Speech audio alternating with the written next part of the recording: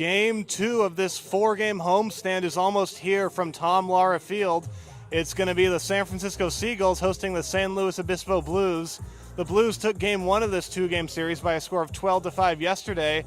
I'm Brennan Dumesnil-Vickers here with Johnny Maldonado. And Johnny, what are you going to be looking for today? Tonight, I'm expecting for the Seagulls pitching staff to step it up a bit here because they've been having some issues with their command and trying to keep the game within a striking distance. Because last night, it's been quite a ride for the pitching staff because the Slow was able to have 2 big innings, 5 runs back in the 6th and 4 in the 8th.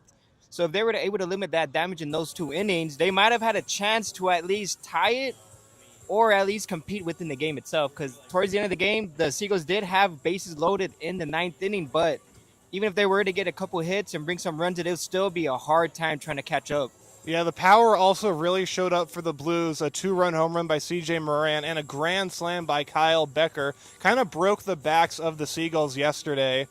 So the Seagulls pitching, as you mentioned, has been less than what they've expected.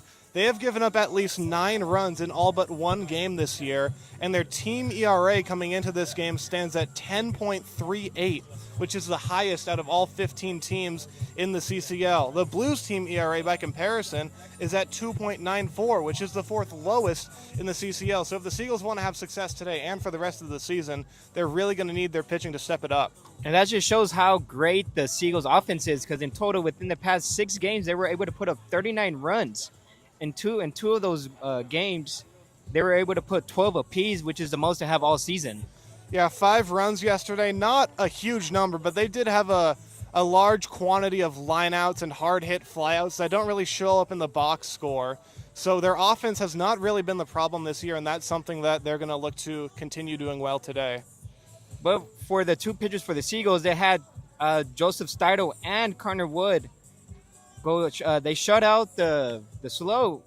Joseph Steidl pitched 1.1 innings, 2 strikeouts while facing 4 batters. Connor Wood went 1 inning, 2 strikeouts while he was facing 4 in the top of the 9th. Yeah, Steidl specifically has been a big bright spot for the Seagulls this year. Playing at Colorado School of Mines this spring, he has pitched 4 2/3 innings this year, has not given up a run, and has struck out 8 in that time. So he's been really excellent, the lefty out of the bullpen. Yeah, and to even add on to that, to their pitching staff on the bright side, they also put up 10 strikeouts last night against the Slow, who also are on the win streak right now. They're currently at 6 games straight with the win. Yeah, the bright spots are there. The path is there for improvement with this pitching staff, and they're going to look to get back on track and snap their 4-game losing streak against the Blues tonight, who are on a 6-game winning streak of their own. So today for the Seagulls, we have Finn Wallen, who's had a great outing his first start. But the second time around against Walnut Creek, he did struggle a bit, but we did ask him a few questions today. He mentioned that he was not upset about his second start versus the Crawdads, even though he couldn't get out of the first inning, but he said he executed his pitches. And just like how baseball is, once you hit it on the ground, you don't know what's going to happen. And he mentioned that the balls were just going through the holes, but at least he was able to say that he did hit his spots throughout the game. Yeah, Whalen on the 9th of June in Walnut Creek against the Crawdads faced 8 batters. All of them reached base. 8 runs came across to score. But his first start of the year, he was their opening day starter against the Menlo Park Legends. He pitched 5 2/3, gave up 2 runs, both earned, only 2 hits and 5 strikeouts. And he's also in his second year with the Seagulls. Put up a 3.91 ERA for them last year and was a CCL All-Star. So he was their opening day starter. He's got a lot of talent and potential, and he's going to look to right the ship for the Seagulls today. Yeah, and then we also kind of see what the bullpen can do. Connor Wood went 2.1 innings, 3 earned runs, 3 strikeouts. Charlie Eastrop was only going in there for 0.1 innings, but he was able to collect a strikeout, but did give up 3 walks. And the save the day was J.B. Ferreira, who came in, got the 1 strikeout. Although he did give up 2 earned runs, it just shows that the offense for the Seagulls can hold their own part. It's just, as we mentioned, pitching is the story of the game tonight. And speaking of the Seagulls offense, I want to give a shout out to Christian Lamoth and Derek Waldvogel, both hitting home runs and long home runs at that in yesterday's game. It just wasn't enough for the Seagulls. Yeah, for Lamoth, this will be, last night was his second of the season. And for David Waldvogel, he hit his first one last night as well. Yeah, Lamoth especially has been excellent this season. He's been batting third a lot for the most part, as he is today, and playing first base. He's hitting 333 on the year. His OPS is at 1.313, and he does have 2 home runs. So he has been the igniter of the Seagulls offense this year, and they're going to look for him to provide some more thunder in this game. And he also has 8 RBIs, so get someone on for him, and he has a big chance of bringing them in. We're going to have the national anthem here shortly, and we'll be back right after this.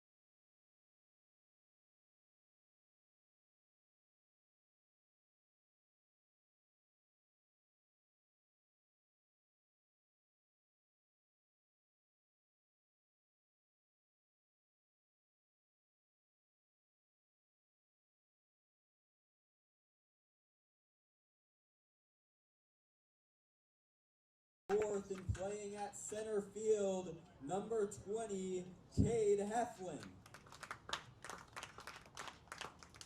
Batting fifth and playing catcher, number 32, Marcus Graham.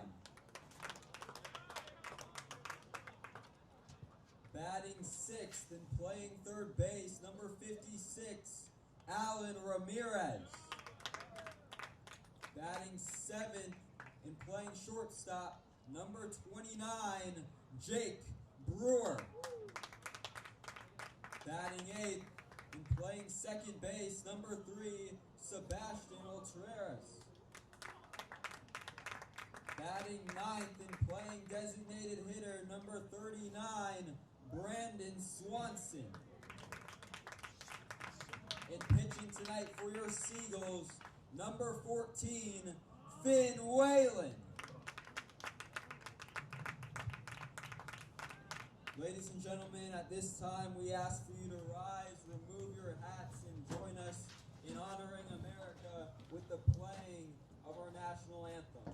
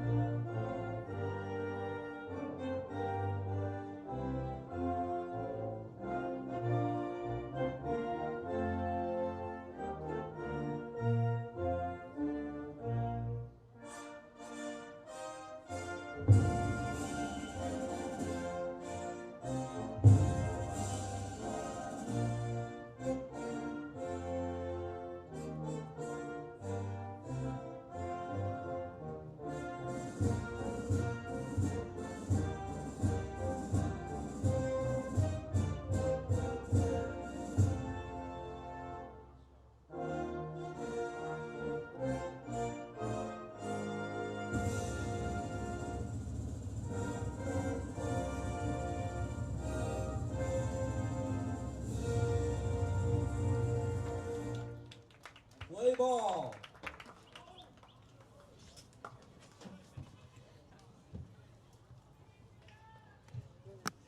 All right, once again, I am Brennan Dumesnil-Vickers here with Johnny Maldonado, and we are just about ready for baseball here from Tom Lawler Field. And Johnny, I believe you have the Blues starting lineup. Yes, I do. It's right here. So leading off for them is number 28, CJ Moran, playing first base. Batting second, number 3, Joey Blank at third base. Batting third, number 98, Cutter Gage Webb at shortstop. Number 49, batting cleanup is Mason Ashlock in right field. Batting fifth, number 43, Kyle Becker in center field. Batting sixth, number 74, Jake Riddell behind the plate. Number 34 is Caleb Cassidy, the DH. Batting eighth is number 7, Diego Murillo, playing second base. And last but not least, to run it out for the Blues, number 23, Dom Najar in left field. And their starting pitcher for tonight is going to be Spencer Gallimore. That lineup is going to be facing Finn Whalen, and it's interesting. After the Blues scored 12 runs last night, they've got 5 new players in there. They're keeping C.J. Moran and Kyle Becker, who hit their 2 home runs last night, in the lineup. But a relatively new look for the Blues. And like we said, they're going to be facing Finn Whalen, making his 3rd start of the year. Pitched really well in Palo Alto on opening day. And on the 9th of June in Walnut Creek, faced 8 batters, couldn't get any of them out, and was pulled. But he's a very talented arm, very good pitcher, and he's going to look to rebound tonight against the Blues. First pitch should be coming up very shortly. Seagulls still throwing the ball around the infield. Whalen finishing off his warm-up pitches.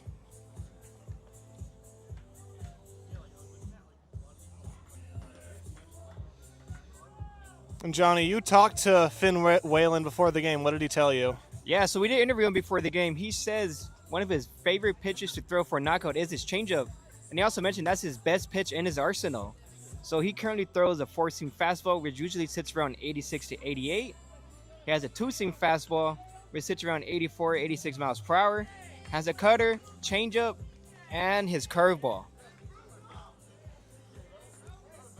All right, C.J. Moran stands in, leading off for the Blues just like he did yesterday in a game in which he went 2 for 5 with a home run, single, and hit by pitch. And his home run last night, Johnny, was absolutely destroyed. It cleared the fence in right field by lots. Yeah, but not to mention there was 4 in total yesterday, 2 for the Seagulls and 2 for the Blues. This ball is wrapped towards right center field. Cade Heflin giving chase, and he runs it down. A nice catch to open up this ball game from Tom Lawler Field. Yeah, Wallen stayed true to his word is to attack the strike zone early on with the fastball. And once you put the barrel to the bat, I mean, there's not much you can do after that. Yeah, more loud contact from Moran like we saw yesterday. But fortunately, that one found a glove. So now this is Joey Blank, who did not start yesterday. And this will be his first start for the Blues tonight. Yeah, getting his very first action, and he takes a fastball for a first pitch ball. Blank played at Colorado Mesa University this spring and hit .360 with 8 home runs. Next one is outside for ball 2, and Whalen has missed with 2 straight fastballs to open up this at-bat. Yeah, it's a shocker how this is his first appearance. In his 3 seasons there, he's batting .356. Yeah, very dangerous bat. One of very many talented hitters on this Blues roster. This fastball misses up and in, and it's 3-0 to Blank.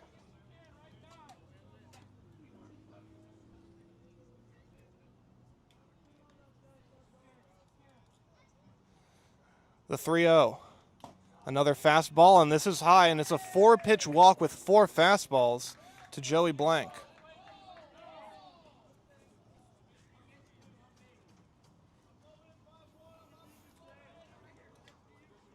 And that'll bring up the shortstop, Cutter Gage Webb. Number 10, Cutter Gage Webb.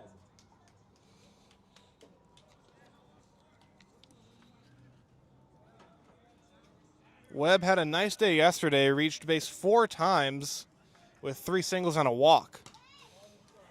Now this one misses, and that's 5 straight balls from Whalen. Webb batted 8th yesterday, but has been moved up to 3rd after his nice day. Whalen has to find the zone, and instead he'll throw to first, and Blank is back safely. Yeah, Cutter Webb so far for the Blues is batting .412 in 5 games he played. He's having a great season so far. He's currently on a 5-game hit streak, 7 in total. This one's called the strike on the outside corner, and it's 1-1. 7 pitches for Whalen today, all of them fastballs.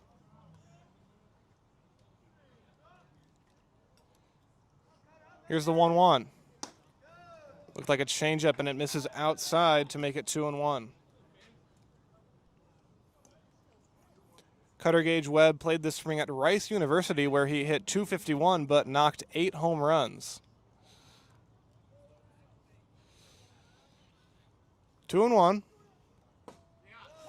That fastball caught the bottom of the zone, and it's 2-2. It looks like Finn sticking with that fastball as a primary pitch early on in the first inning. As we mentioned in the pregame, the Seagulls are trying to snap a 4-game losing streak while the Blues are trying to continue a 6-game winning streak. There's an off-speed pitch cued foul along the third baseline. Hey, it looks like he was out in front of that one. He was expecting a fastball.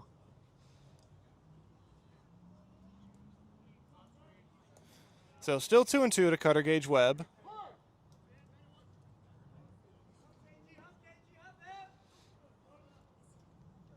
And Whalen delivers.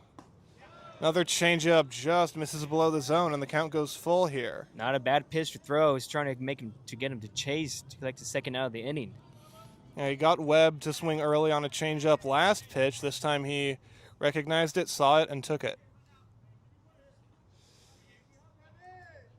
3-2 pitch. Fastball lifted foul along the left field line. They might have a play here. No, it drops foul about 20, 30 feet from the line in left field. Good job. Tried to drive him inside with the fastball. Trying to get some weak contact here to potentially turn a double play.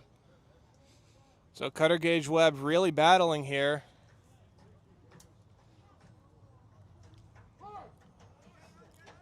Whalen looks into the catcher Graham, checks first. And it'll be another 3-2 pitch, and Cutter Gage Webb fouls this one off to the left side and out of play. That is really scarily close to where I parked my car, but it sounds like it hit concrete. So it's going to be another 3-2 pitch coming up. You're going to have to hope and pray that he doesn't hit one near your car again. I was pretty safe yesterday, but that's going to be something to worry about this season. Anyway, enough about me. 3-2, here it is.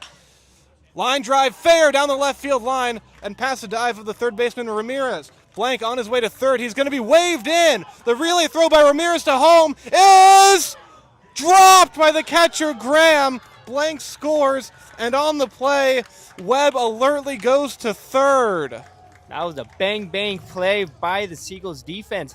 The ball beat him by an inch, but the Blues were able to get a run in as the catcher dropped the ball. Graham couldn't hold on to it when the slide came in. Yeah, that was the definition of a bang-bang play. I really have no idea what the call would have been if Graham held on to the ball, but he dropped it, a run is in, and another runner is at third. Yeah, Webb was showing a great at-bat. He hit the ball where he was pitched and sliced it down the left field line, showing off the speed. That's the definition of a professional at-bat from Webb. Now here's Mason Ashlock, the right fielder today, and Whalen's first pitch at him looked like a slider, and it caught the corner for a called strike one. Good job to switch it up a bit. He's been attacking his own with the fastball and went away down and low with the slider. So 1 out now, Webb at third. And the 0-1 pitch to Ashlock. Line shot hit hard to left. This is going to be past the left fielder, Hurtado, and it bounces up and over the fence for a ground rule double. Webb will score. That's back-to-back doubles for the Blues, and they now lead it 2-0. Slow. He's doing what the Seagulls did last night, attacking early and getting runs early on in the first inning. Seagulls were able to put up 3 runs. And that ball was hit very hard by Ashlock. Even if it had been caught, it would have easily scored a run. But it got down, and Ashlock is at second base.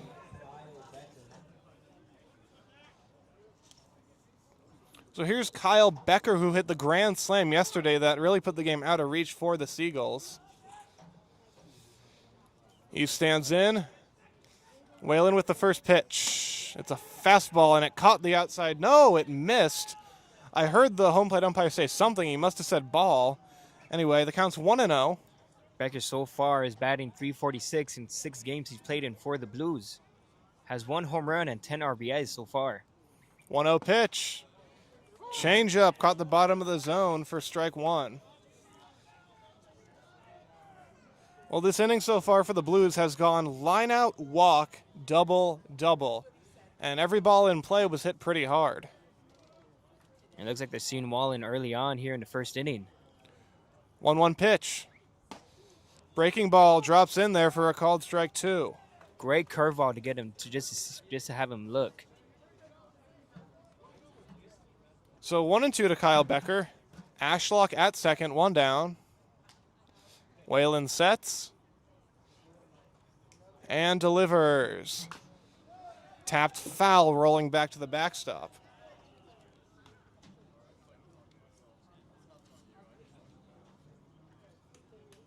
Yeah, the Blues are not going down without a fight. Last batter with 2 strikes was Cutter Webb, and he was able to get a 8 pitch at bat for a double down the line. Yeah, the Blues don't seem fooled by Whalen so far in this first inning. 1-2 pitch. Fastball called. Strike 3 on the corner, down and away. 2 down in this first inning. Good job by Whalen by not giving in. Gave him a pitch down and away, and it got him looking for strike 3.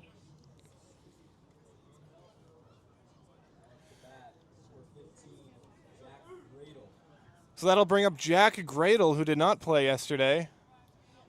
So far this season for the Blues, he's 5 for 8. Whalen trying to limit the damage. Here's his first pitch, and it's swung on and missed out in front of the breaking ball. Although the games, the 2 games that Gradle did play in, he has hits in back-to-back games he started. He went 3 for 4 the first time around with 1 walk, 1 strikeout, and 1 run. Second time he went 2 for 4.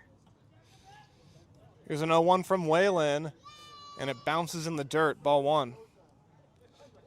Jack Gradle played this spring at Cuesta College, where he hit .328 in 35 games, 3 home runs, 18 driven in. A lot of capable hitters on this Blues roster. Now you could tell early on they're not swinging at anything outside the zone or in the dirt. Here's the 1-1. That one bounced in the dirt a foot or 2 in front of home plate, and it's 2-1 to Gradle. Good block by Ground so far in the first inning. Couple pitches in the dirt, but he was able to corral him. 2 balls, 1 strike. And Whalen deals. Fastball caught the outside corner for a called strike 2. So 2-2 now to Gradle as Whalen is up to 16 pitches in this first inning.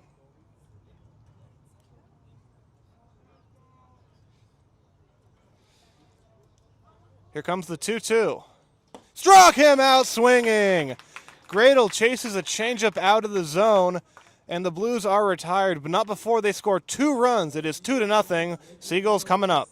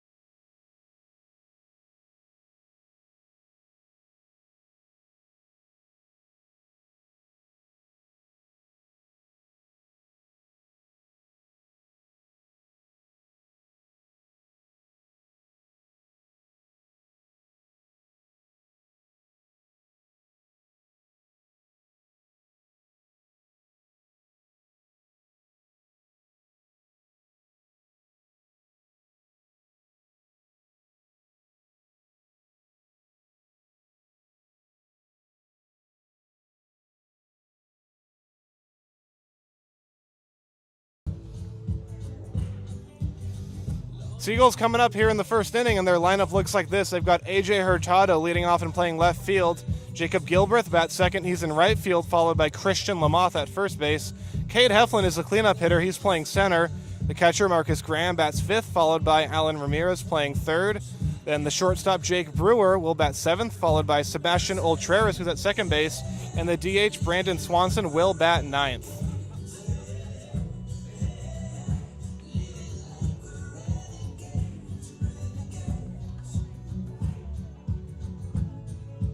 Spencer Gallimore so far for the Blues made 3 appearances, 10 innings in total, has not given up an earned run so far, and also has 11 strikeouts. Well, this is already an uncomfortable situation for the Seagulls, facing a guy who hasn't given up a run or an earned run this year. They're already trailing by 2 before they've taken an at-bat. But just as you mentioned in the pregame, the Seagulls are more than capable of putting up runs throughout the games. As we saw yesterday, they put up 3 in the first inning. Yeah, Seagulls put up 3 in the first, but couldn't really do much for the rest of the game. Trying to have a more consistent offense today. So here's A.J. Hurtado to lead off for the Seagulls. First pitch from Gallimore is a fastball that is in there for a called strike 1. Hurtado yesterday went 1 for 3 with the walk, run scored.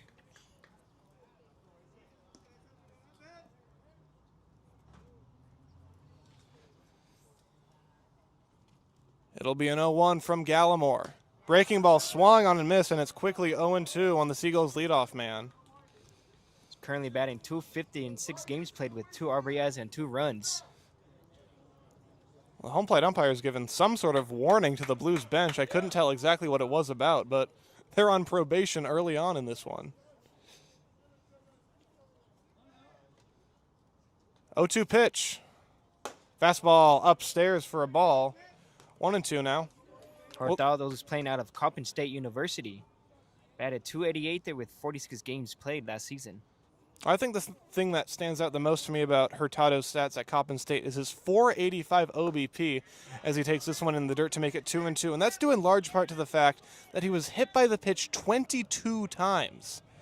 And that's been a trend for him throughout his high school and college career. He gets hit by a lot of pitches, and at that point, it can't be unintentional. He's got probably something he works hard at. And let's not forget about the 33 walks he earned as well. Line drive, base hit left field, and Hurtado starts this game with a clean single to left.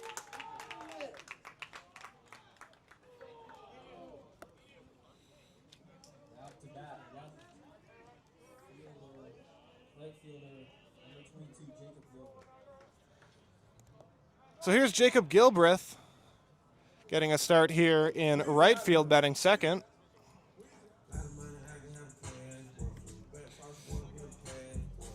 Growth is out of San Jose, California, playing at Gavilan College. Currently batting .182 for the Seagulls in 5 games played, with 1 home run, 2 RBIs, and 2 runs. Pickoff throw to first, but Hurtado is back safely. And yeah, Gilbreth only 2 for 11 on the year, but one of those hits was a home run on opening day in Palo Alto. First pitch to him is a slider swung on and missed for strike 1. But his time at Gavilan College, his batting average is .327, was a big jump compared to 2024 to 2025, batting .365 last season. Yeah, he had a huge year this year, including 6 home runs as he whiffs at this fastball up and away. And just like on Hurtado, it's quickly 0-2.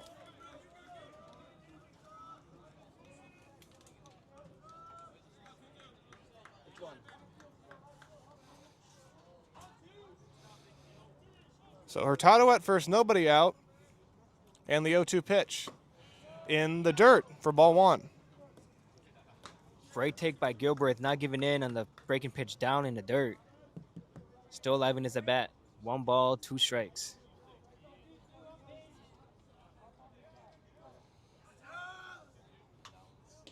Gallimore, another pickoff throw to first, and Hurtado back safely once again. That was a lot closer than the first one. They're probably anticipating a steal or maybe a potential hit and run here by the Seagulls offense as he keeps picking off back at first base. 1-2 pitch. Strike 3 called. Got him with the fastball in the lower part of the zone, and Gilbreth is retired. 1 down.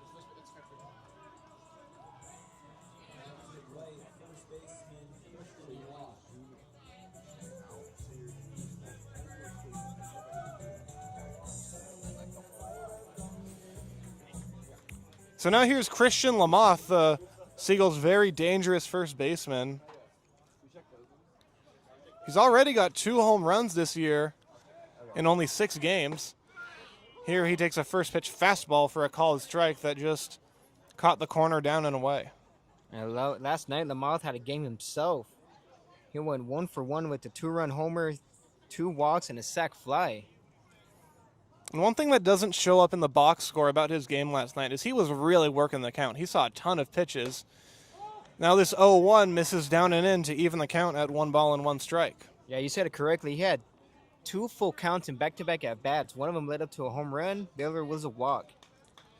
And in his third at-bat, he was able to get 3 balls, 1 strike, and earn himself another walk. So he's been seeing a lot of pitches, swinging at balls that are in the zone or looking for pitches he wants to swing at. He swung at that one in the zone, but he missed, and it's now 1-2.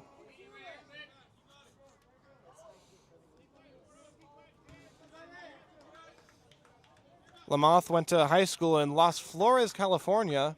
Just wrapped up his freshman year at St. Bonaventure University in New York. 1-2 pitch, swinging a line drive to right field towards the line. This is going to get down, and it rolls towards the track. Hurtado is going to get in at third. It's another hit for Christian Lamoth, and the Seagulls have answered back. They've got 2 on here in the first inning. Good 2-strike approach by Lamoth, showing how good he could be at the plate.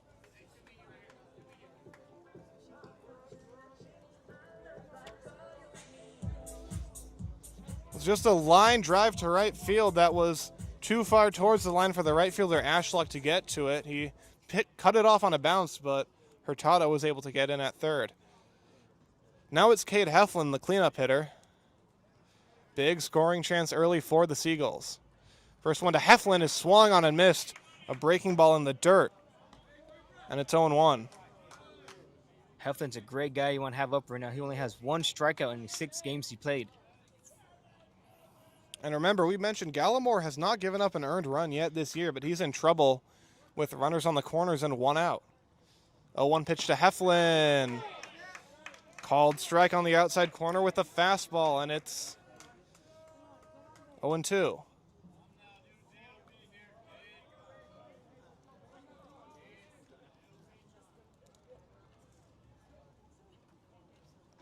Here comes the 0-2 pitch. That one in the dirt, but Heflin laid off, and it's 1-2 now. Well, Johnny, this is a spot where you really just have to put the ball in play by any means necessary. You cannot strike out here. Can't strike out or hit into a double play. They're trying to reduce the damage by getting at least 1 run because the Blues, remember, they put up 2 runs back in the first. But the Seagulls are showing some great at-bats here with the runners on the corners with 1 out still. And the pitch. Swing and a miss. Strike 3. Heflin goes down for the second out.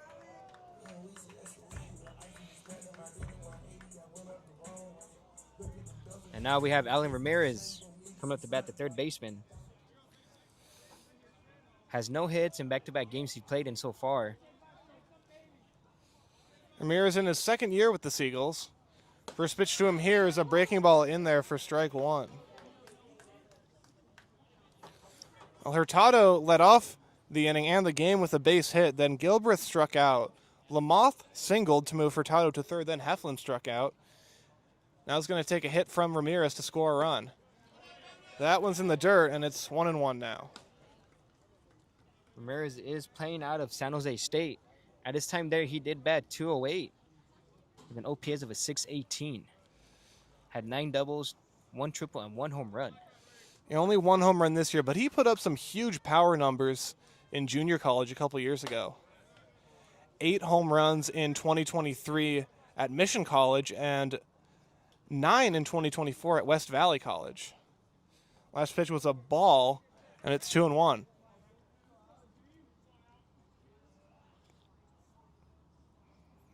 Gallimore sets, and the pitch. Fastball is in there for strike 2. So 2 balls and 2 strikes to count. Hurtado at third, Lamoth at first.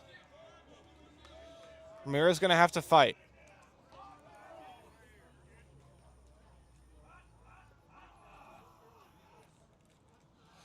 Gallimore throws. Down and in, and the count goes full. So Lamoth will get a head start from first on this 3-2 pitch. There's a big opportunity for Ramirez to do something in his lineup. Hasn't had a hit yet so far. Gallimore comes set and throws.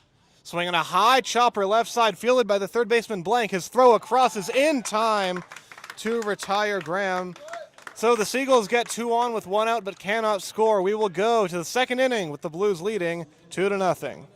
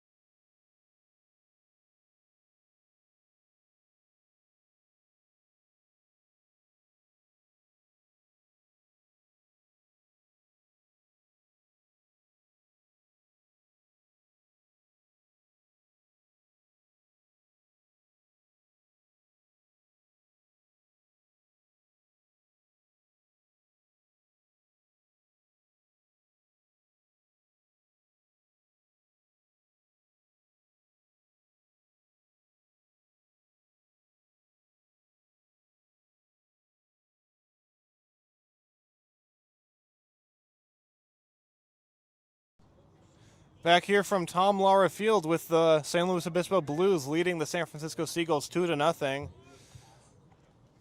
Finn Whalen back to the mound looking to bounce back after surrendering 2 runs in the first inning. And he will be facing the designated hitter Caleb Cassidy to lead off the second. First pitch misses inside and goes off the glove of the catcher Graham for ball 1. Finn Wallen was able to get out of what would have been a hectic inning with back-to-back strikeouts. Although he did give up a walk and a double to Joey Blank and cutter Gage Webb. Yeah, a lot of hard contact in that first inning, but like you said, a couple strikeouts as Cassidy bounces this one foul, and it's 1-1. All they can do at this point is just to execute what he said earlier, pound the zone early on, which he mentioned it's a lot easier to pitch when you're ahead. Here's the 1-1. Cassidy takes a changeup for a called strike 2. Nice pitch from Whalen, just caught the bottom of the zone.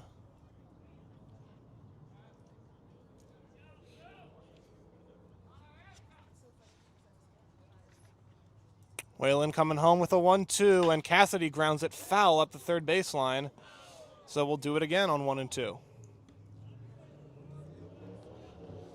Finn Wallen has a tough assignment tonight. The Blues just refuse to go out looking.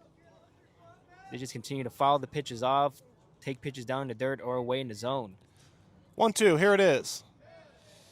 Change up, miss below the zone. Good take by Cassidy, and the count's now 2-2. This will be his 6th pitch in this at bat alone. Cassidy 3 for 8 with the Blues this summer. 2-2 from Whalen is lined into left field, a base hit. So the Blues picking up right where they left off in the first. Caleb Cassidy with a leadoff base hit. Even though Cassidy did play in only 2 games, he is batting a whopping .375 with 1 RBI and 3 runs.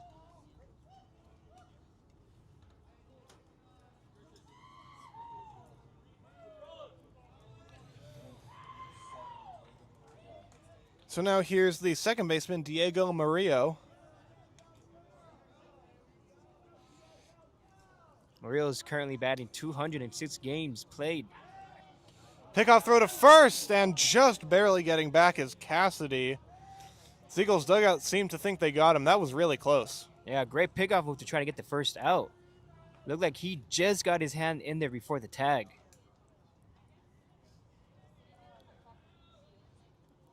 First pitch to Murillo. Fastball just missed off the inside corner. Good take from Murillo, and it's 1-0. Murillo is playing out of Cal Poly Pomona. He's also a native of St. Louis Obispo, so he's kind of playing for his hometown team here. He grounds this one through the left side for a base hit. So back-to-back singles to left to open the second inning, and the Blues are once again in business. Yeah, Cassidy's now standing on second base after that base knock between third and short. Hit it sharply into the hole.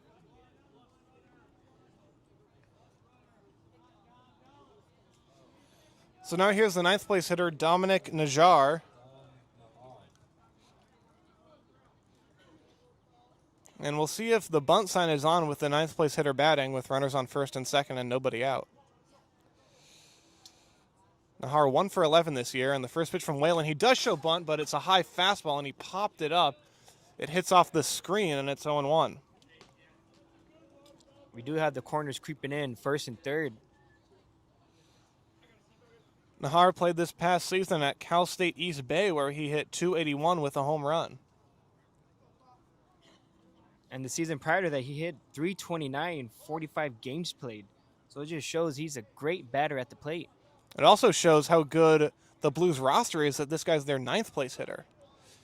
Here's the 0-1. He shows bunt again, but pulls back and takes ball one on a fastball outside.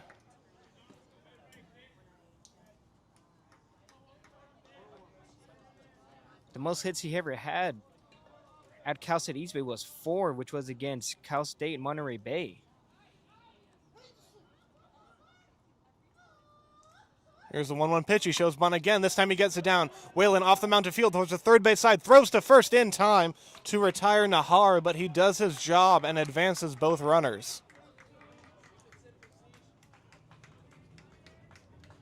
That was a great bunt by Murillo, but Finn Wallen was able to get at least one out.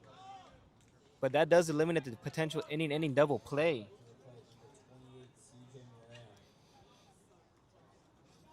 Yeah, very unlikely for a double play here, and this is a really uncomfortable spot with C.J. Moran at the plate with runners at second and third and one out. Moran did line out to center field his first time around on the first pitch. His first pitch swinging again, and this is back towards the middle, and it's kicked at second base by Ultreris, and it's going to roll all the way towards the third base line. 2 runs come in on a ball that took a wild bounce off of Ultreris, and it's 4-0. Very unfortunate for the Seagulls right now. The Blues are just putting the barrel to the ball. Haven't hit it really anywhere in the gap. They're just getting base hits. Well, it was a very difficult play for Ultreris. He showed off some nice range to even get to that ball, but it just took an incredible bounce. He was playing just to the right of second base, and that ball rolled towards the third baseman's position. Just a terrible bounce for the Seagulls. That's the same thing that kind of burned them in game 1 of this series. Yeah, ball's been put in play a lot today. Finn Wallen does have 2 strikeouts, but as we mentioned earlier, they just keep fouling pitches off and taking pitches in the dirt. So now here's Joey Blank, and the first pitch to him is swung on and foul tipped into the glove of Graham for strike 1.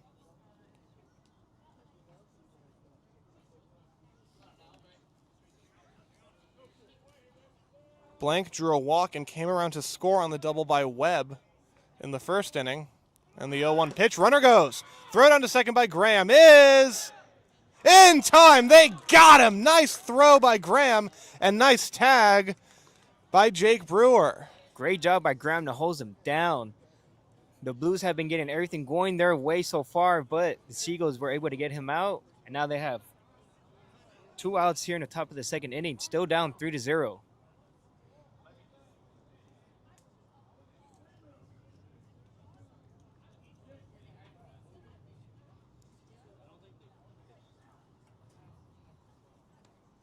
Got a Blues coach talking to the umpire. It was a very close play at second. Moran employed the swim move, and he certainly made a good effort to get around the tag. Hard to tell from here what the call was. Of course, the second base umpire has a much better view than we do. And it just looked like the definition of a bang-bang play. Yeah, great slide to try to avoid the tag. Not a very easy thing to do. So 1-1 to Joey Blank, and the pitch tapped foul towards the third base dugout to make it 1-2. And on deck for the Blues, we have cutter Gage Webb. Whalen hoping he doesn't come to bat in this inning. 1-2 pitch, here it is.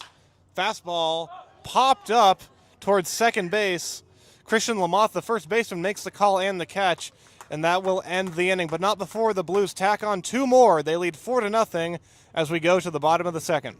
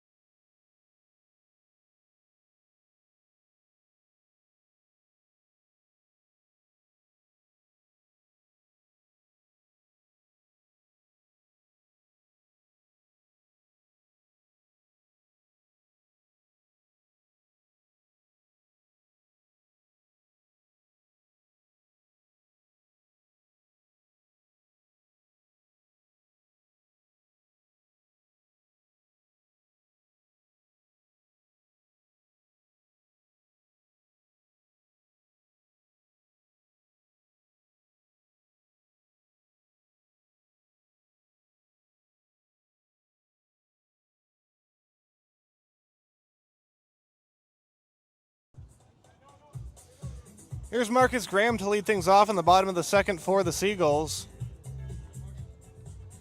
Graham, a native of Australia, he's 0 for 11 on the year, still searching for that first hit. But he's very capable. He hit .333 at Missouri Baptist University this past spring as he takes the first pitch outside with a fastball, and it's 1-0. He's very capable of swinging the bat. He had a .559 slugging percentage over there with 14 walks. Here's the 1-0 pitch. And Graham rips that into right field. It's going to get down for a base hit. And that would be his first hit of the season for the Seagulls. So there you go. Congratulations, Marcus Graham. First hit as a Seagull. And that'll bring up Jake Brewer. The Seagulls will need to score at least one in this inning as the Blues continue to put on runs. Last inning, the Seagulls did have runs in scoring position, but they could not do anything with it. Well, it's a good sign that the Seagulls already have 3 hits in this game because yesterday they didn't even get their second hit until the 7th inning. Yeah, the only runs they got was back in the first inning with 3, but they were shut out pretty much the rest of the game, except for the 8th inning where they put up 1 run. But still, if you're going to be facing the Blues with the pitching staff the Seagulls have currently, they're going to have to start swinging the bat, putting the balls in play, and doing whatever they can to not strike out. 0-1 to Jake Brewer is swung on and chopped foul along the third baseline, and it's now 0-2.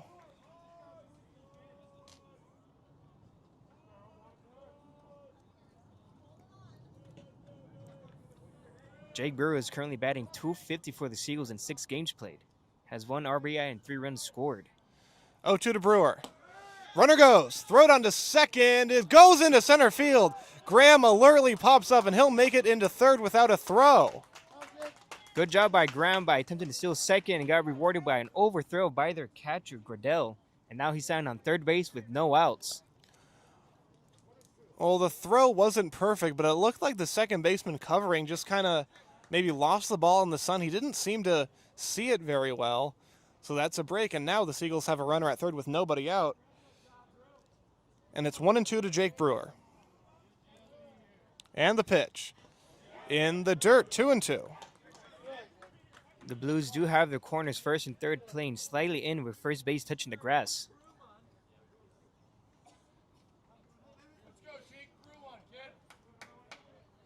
Jake Brewer is playing out of Cal State University, Monterey Bay. He's also a local. Check swing. Did he go? No, he did not. He laid off on the fastball down and away. And after starting 0-2, Brewer has done a nice job to work the count full. This will be the Seagulls' second full count so far in this game. 3-2 pitch. In the dirt, and Brewer goes from 0-2 to working a walk. Good job by Brewer by remaining patient and not getting too aggressive with no outs with the runner on third. So here is Sebastian Ultreras playing second base today. Product of Bishop O'Dowd High School in Oakland, so shout out O'Dowd, shout out all their staff and faculty. Well, Trez is also looking for his first hit here with the Seagulls, playing in 6 games, but has only 1 strikeout, 1 walk, and 1 run. He swings at the first pitch and lifts it into shallow right center field. Going out is the second baseman, Murillo. He makes the catch and fires into home, but no Seagulls tag, and that's an unproductive out number 1.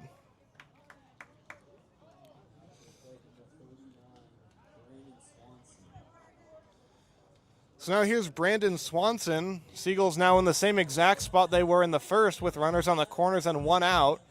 They failed to score then. Let's see if they can here. Brandon Swanson is 2 for 13 as a Seagull. Pickoff throw to first, but Brewer's back safely. Swanson has 2 hits, 3 walks, 1 double, and has 6 strikeouts so far in the 6 games he's played. Another pickoff throw to first, and once again Brewer's back safely. Well, both pitchers have really been keeping an eye on the runners today. As you can tell, the Seagulls did have a stolen base attempt and was rewarded, so they're trying to prevent any more from happening. Finally, the first pitch to Swanson, and it misses outside for ball 1. Swanson's playing out of College of Southern Nevada. Yeah, he had a solid 2026 there, hitting with a 7.77 OPS, 2 home runs. Want to know the count. Gallimore throws, and that misses, 2-0. He was down and away with a breaking ball. Swanson has found himself in a hitter's count, so he can be aggressive here as the starting pitcher, Gilmore, is going to have to give in and throw a strike here with the runners on first and third. 2-0 pitch. Fastball called a strike, just barely caught the corner down and away. And it's 2-1 now to Swanson. And after that pitch, the catcher Gradle tried to backpick Brewer at first. They are really keeping an eye on him over there. Yeah, they do not want Brewer to do anything over there, just keeping him close to first base. So 2-1 the count. Another pickoff throw to first. I mean, I'm starting to think the CCL should adopt the MLB rule of no more than 3 pickoffs or else it's a balk. That was his third one, correct? Yeah, that was his third one of this at bat, and I'm already starting to get tired of it. 2-1 pitch to Swanson. Called strike with the fastball down and away. Same exact spot as the last one. And now Swanson's going to have to swing the bat on 2-2. Brewer with the fake steal over there trying to get the catcher to pop up or have Gallimore balk. Yeah, he's definitely in their head. 2-2 pitch. Swanson checks his swing with Brewer going. The throw goes down to second. Brewer is safe, and coming in to score is Graham. Great job by the Seagulls offense. Brewer is able to take off on the pitch, and Swanson did strike out on that though. That must have been on the swing. It didn't look to me like he went, but the ruling is that he did. Nonetheless, though, the Seagulls are on the board, still down 3-1 here in the in the bottom of the second inning. Great base running by Graham to score on the throw down to second. Looks like the Seagulls might be aggressive with the running game today as Gallimore will step off, facing A.J. Hurtado, who singled to lead off the game. Brewer, the runner at second with 2 down. First pitch to Hurtado. Fastball, swing, and a miss, strike 1.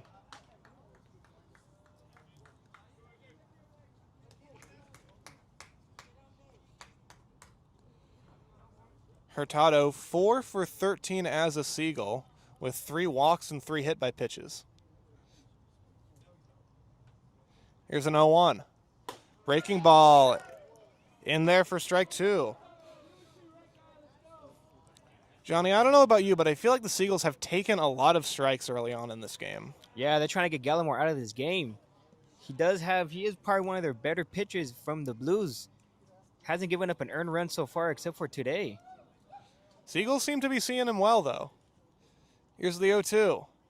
Fastball down low and away, 1-2. And it's also still early on in the game, so they can take more pitches and swing out balls that they're more comfortable with. Still only at the bottom of the second. Gallimore ready to throw pitch number 40 in the second inning. Here it is. And it's outside with a fastball. Really bold take by Hurtado. That looked pretty similar to some pitches that have been called a strike today, but his patience pays off, and it's 2-2. Yeah, the faster you get their starting pitch route, the faster they'll start to scramble and try to go to that bullpen. 2-2 pitch. Fastball outside corner, called strike 3. Seagulls pick up a run. It is 4-1 as we head to the third.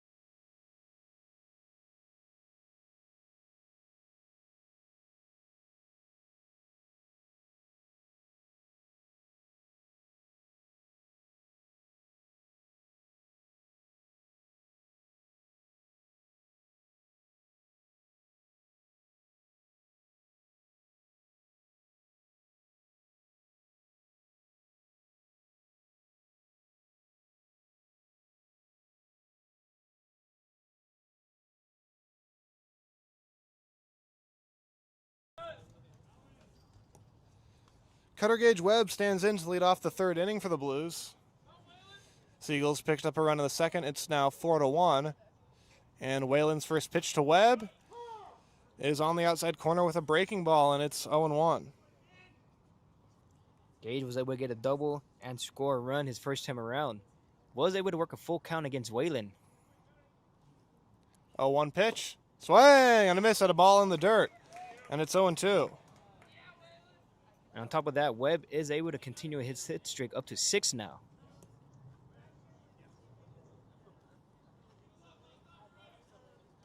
Oh, 2 pitch in the dirt to make it 1-2. Yeah, Webb's at bat in the first was what I would call the definition of a professional at bat. He worked the count full, fouled off a ton of pitches, and then went with an outside pitch, grounding it down the opposite line for a double. Nothing better than hitting it where it's pitched. Here it's 1-2. Whalen throws, and a swing and a miss at the breaking ball. Leadoff man retired here in the third. That'd be Whalen's third strikeout so far. He had 2 back in the first inning, starting off the third with the K. Yeah, the scoreboard isn't favorable for Whalen and the Seagulls, but he's got the strikeout stuff working well today. Yeah, Seagull just continue to put the barrel to the ball. Not much you can do as a pitcher, but continue to hit this to pound the zone and make your pitches. So here's Mason Ashlock, the right fielder. Ripped an RBI double back in the first. And he gets hit by the first pitch here. It was a breaking ball, but that still probably doesn't feel very good. Seagulls, by the way, hit 4 Blues with a pitch in the game yesterday. And we've got number 1 in the third inning today. And now we have Kyle Becker, number 43. Struck out looking his first time around back in the first inning. But we do know he's dangerous. Hit that grand slam yesterday.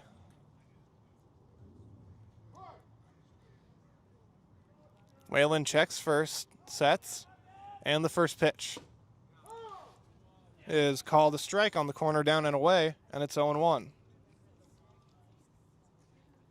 Seagulls will need to find a way to pull out a win tonight. They're in 6th place out of 7 teams in the standings so far.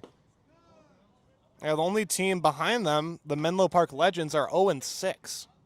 Yeah, I mean, it's still early on in the season. This is only their 7th game, but you don't want the losses to pile on early because it will just bite you later on in the standings once the season goes on. Yeah, I'm sure every guy on the field and in that first base dugout is anxious to snap this 4-game losing streak. Yeah, and if the Blues happen to lose tonight, they'll be 7-3, and the Seagulls will be currently 3-4. 1-2. Swing and a miss. Strike 3. 2 strikeouts in the inning for Finn Whalen. Sorry, strike 2.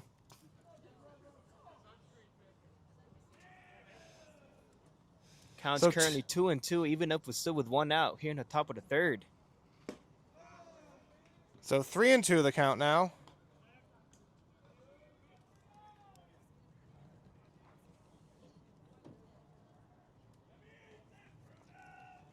Ashlock at first after getting hit by the pitch. And a pickoff throw, and he's out. Not entirely sure what happened there. Runner. Yeah, that was a weird, awkward slide by Ashlock. I'm not entirely sure how that happened, but he was a dead duck. It looked like he just belly flopped trying to get back to first base and could not move anywhere. But great pick by the first baseman, though. It did throw it in the dirt, but the first baseman was able to pick it and give him the tag. That's the 2nd out on the base paths already by the Blues, and now it's a 3-2 to Kyle Becker, and he takes it outside for ball 4.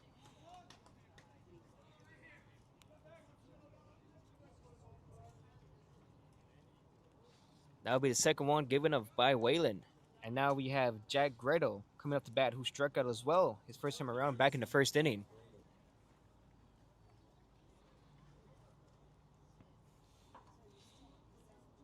Gradle, the catcher today.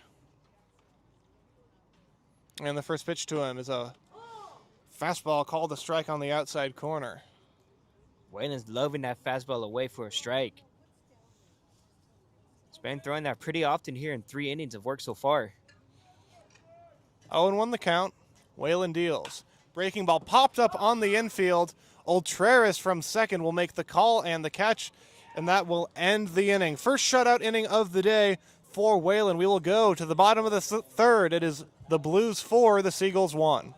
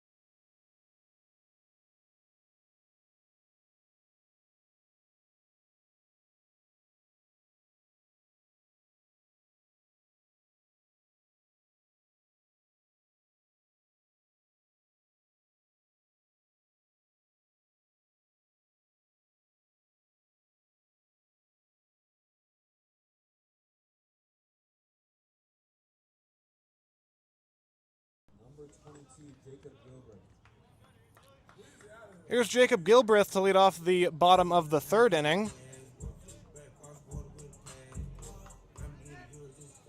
Seagulls sent 5 men to the plate in both the 1st and 2nd, so they're seeing Gallimore relatively well, but they're still behind 4-1.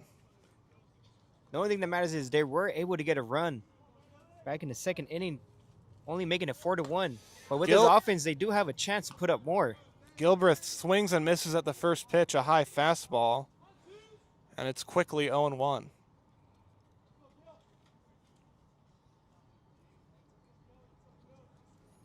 Here's the 0-1. Lifted into left center field and hit pretty well. Out there in the gap. A long run for the center fielder, Becker, and he makes a very impressive running catch. Yeah, Becker got a great read and a jump on it. That ball was hit hard into the left center gap. That's kind of been the story of this series for the Seagulls. A decent amount of hard hit outs. That ball was absolutely stung by Gilbreth. You got to give Becker credit. He showed some very impressive range and athleticism to track that one down. That's baseball for you. Hit it hard and you don't know what to expect. Speaking of hitting it hard, here's Christian Lamoth. First pitch to him. Inside for ball one. Lamoth was able to get a single his first time around back in the first inning. He came into this game hitting .333.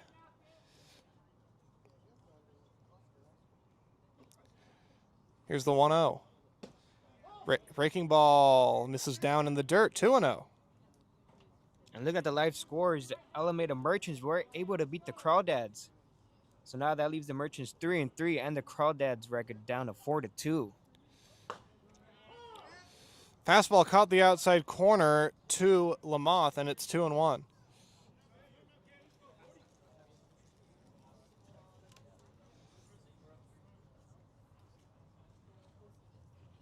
Two-one pitch, tapped foul to the backstop, and the count's even at 2-2.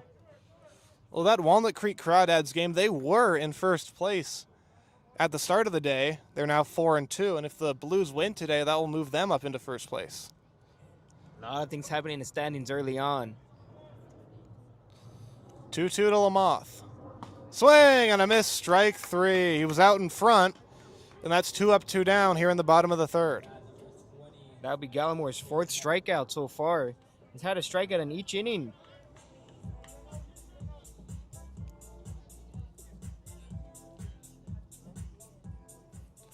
So here's Cade Heflin.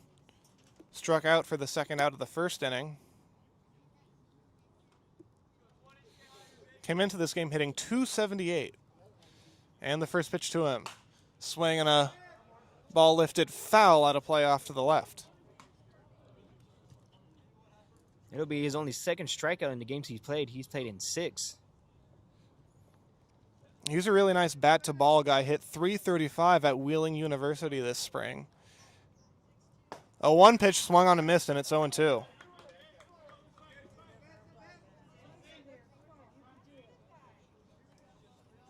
Spencer Gallimore has racked up 5 strikeouts already, eyeing number 6 here, ahead 0-2 to Heflin. Here it is. Struck him out, and that'll end the inning.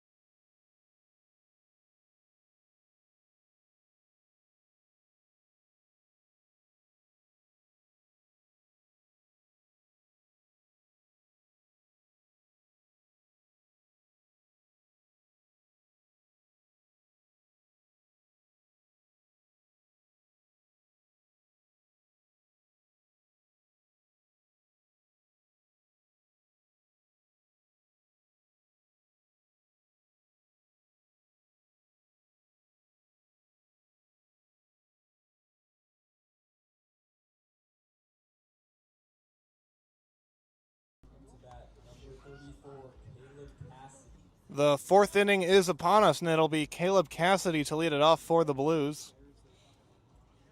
He singled to left and later came around to score in the 2nd inning. Finn Whalen on top. And the first pitch. Misses down low and in with a breaking ball, and it's 1-0 to Cassidy.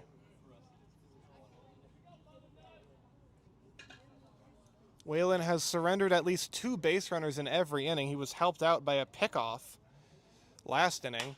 And here's a ball lifted into shallow right center field. Coming over is Gilbreth, and he's going to make the catch for the first out. Good job by Wallen getting a leadoff runner out. His Blues have been having great at bats, but now it seems like he's settled down against this dangerous lineup that the Blues have put together tonight. Now here's Diego Murillo, the 8th place hitter and second baseman today. Murillo hit a single and scored back in the second inning.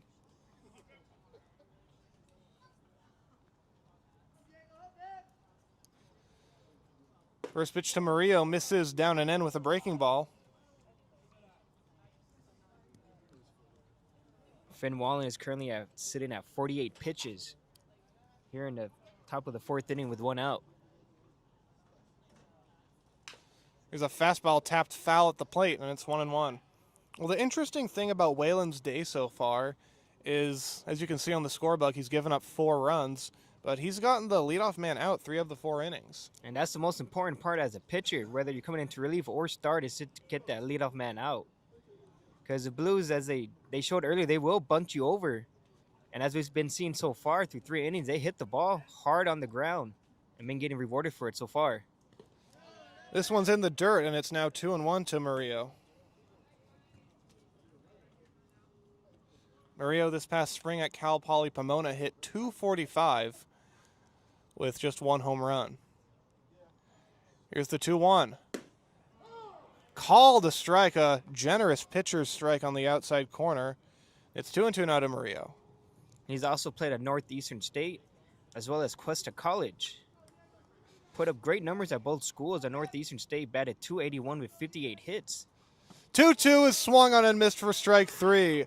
4th strikeout of the day for Whalen and the second out of this 4th inning.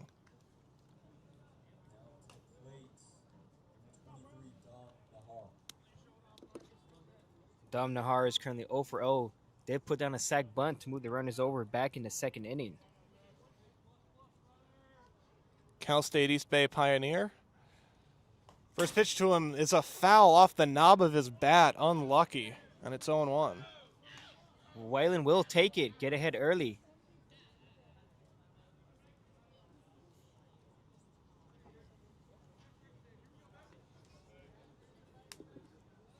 So 0-1 to Nahar. Whalen looking for his first 1-2-3 inning of the day. And Nahar takes strike 2. Cassidy flew out to lead off the inning. Murillo struck out. Now it's 0-2 on Nahar. Whalen throws. Misses low with an off-speed pitch. 1-2 now to Nahar. Not a bad idea here to get the Blues to chase and try to get out of the inning unscathed. Here's the 1-2. That one bounces out in front of the plate, and it's 2-2. Well, this is a pretty crucial at bat when you think about how the top of the lineup is on deck with Moran, who has looked locked in this series. Yeah, the top of the lineup did most of the damage back in the 1st inning, putting up 2 runs. 2-2 pitch is lifted foul just over our seating area back here, and it's still 2-2. We know Wallen has been throwing some pitches down in the dirt. Ground's been doing a great job at blocking it or at least keeping it out in front of him. Almost 60 pitches for Whalen. Another 2-2. Inside. And Nahar did not get hit by the pitch, thankfully, and the count goes full. Yeah, on deck for the Blues, we have CJ Moran. It's 1 for 2 with the single back in the 2nd. Payoff pitch. Outside with the fastball. He just misses. And after being ahead of Nahar 0-2, he ends up walking him. Second walk of the day issued by Whalen. That'll be Whalen's 3rd full count in his outing. Well, this is what I said the Seagulls did not want to happen, and that's having Moran hit in this inning.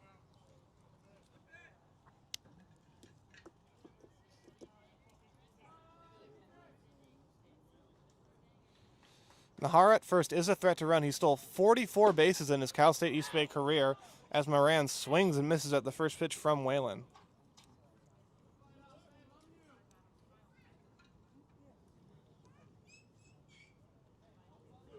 But with 2 outs here, you could just focus on the batter and try to get him to roll over or hopefully strike him out, as Whalen already has 4 of them. That one misses outside to Moran. 1-1 now.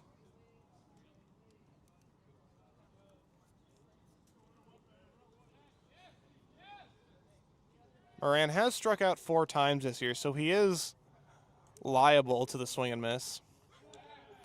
Now pickoff throw to first, but Nahar's back safely.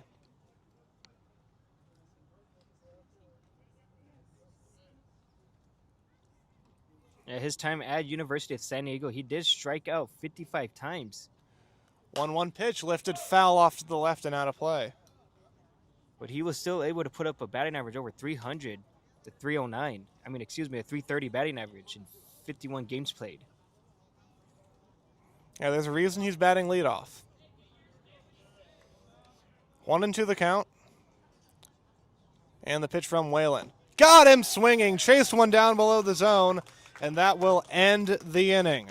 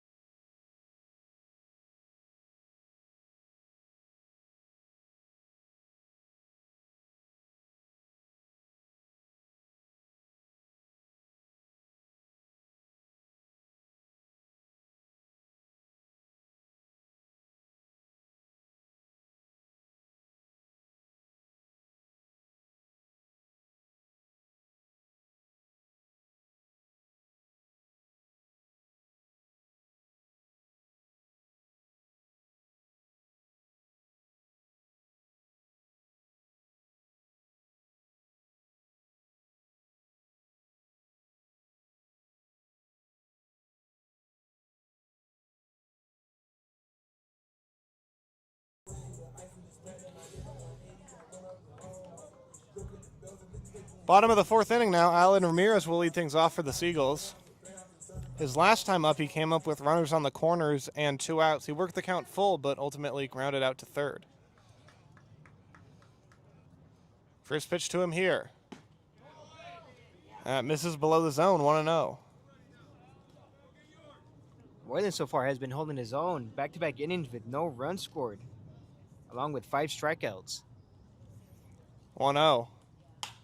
High fly ball, shallow center field, racing in is Becker, still coming on, and he makes the catch on the run, and Ramirez is retired.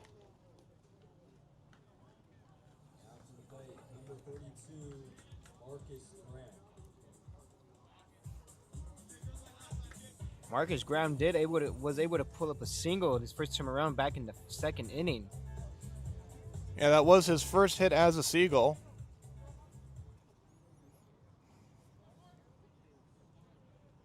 He also stole second and advanced to third on throwing error. Came around to score the Seagulls' only run of the game. That one's in there for strike 1 to Graham.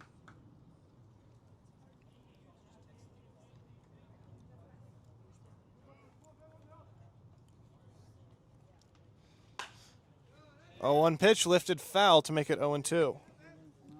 Well, Graham, as I mentioned earlier, a native of Australia, but he's now played college baseball in 5 different U.S. states and 1 Canadian province. He's been everywhere so far, but he's been putting up some quality numbers. 0-2 pitch misses outside. He's probably seen a lot more of the United States than most Australian natives. That's true indeed. The game of baseball has given that opportunity. And here he finds himself in a 1-2 count. And he swings and misses strike 3. 7 strikeouts now on the day for Gallimore.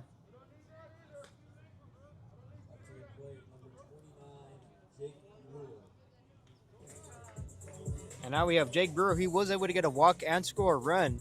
The one thing with the Seagulls is once they get a runner on, they do make the defense make some interesting plays, as they were able to get a runners in scoring position the first inning, and in the second inning they were able to score a run. So once they get someone on, they do work some magic with the bats. By the way, Gallimore's working on a little streak. He's retired 7 consecutive Seagulls. First pitch breaking ball misses high for ball 1 to Jake Brewer, who's hoping to end that streak here.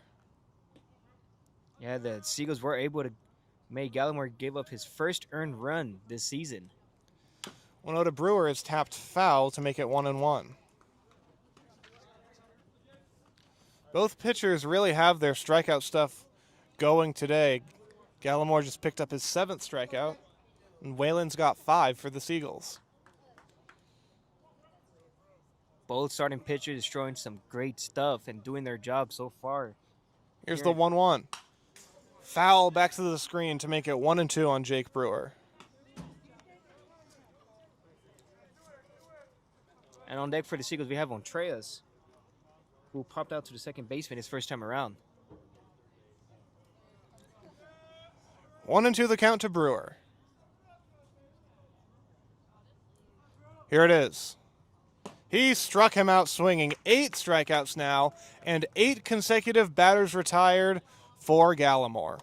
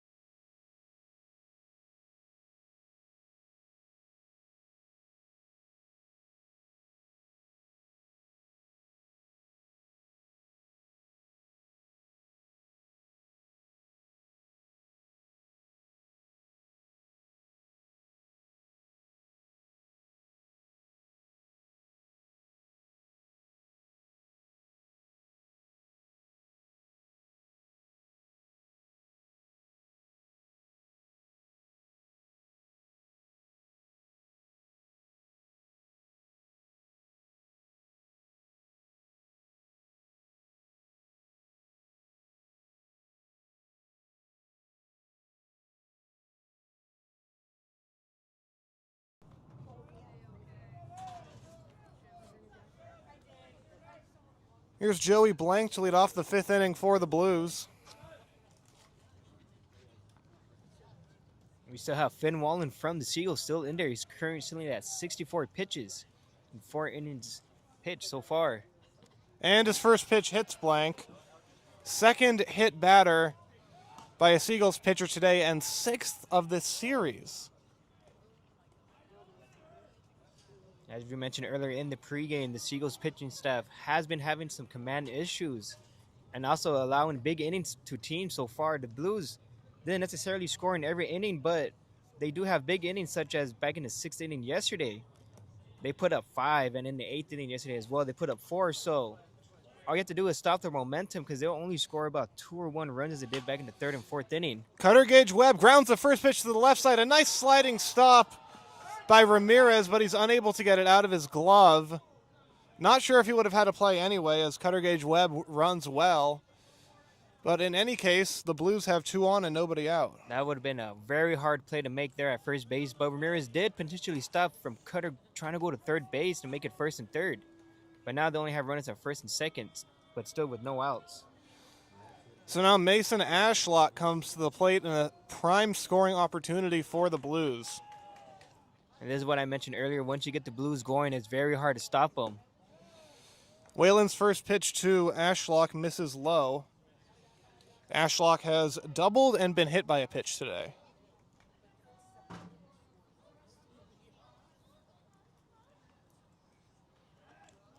Here's the 1-0. Ground ball to third. Ramirez steps on the bag for one. He throws to first in time for the double play. Big play by Ramirez, getting the lead runner out of third base by tagging it, and he's able to rifle it into first base to complete the double play. And now the Blues only have one runner, although he is standing at second base, but nonetheless, they did get the big double play. So here's Kyle Becker with a runner at second and 2 down. Really nice play by Ramirez. That's a professional move to, in that situation, step on third and throw across. Very big Reminds play me of indeed. Matt Chapman on the Giants. He does that a lot.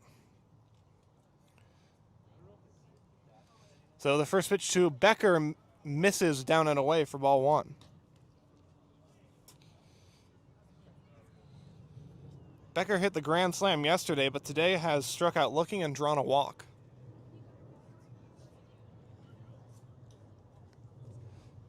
One 1-0. Swing and a foul tip into the glove for strike 1.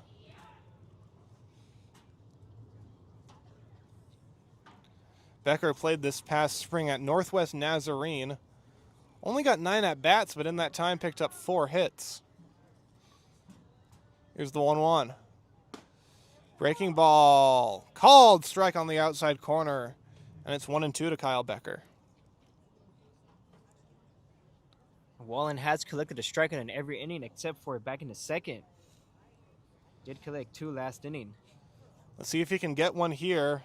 And a 1-2 count to Becker. Here it is. And he struck him out with the fastball. Number 6 on the day for Whalen.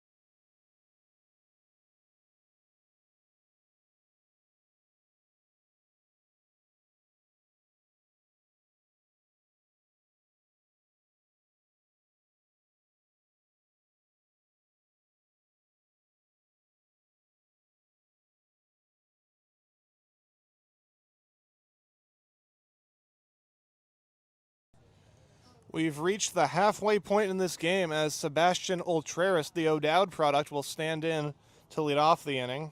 It'll be 8-9-1 for the Seagulls in this 5th. Well, Trey's is still looking for his first hit. Played in 6 games so far. Did pop out to the second baseman back in the second inning his first time around. First pitch to him.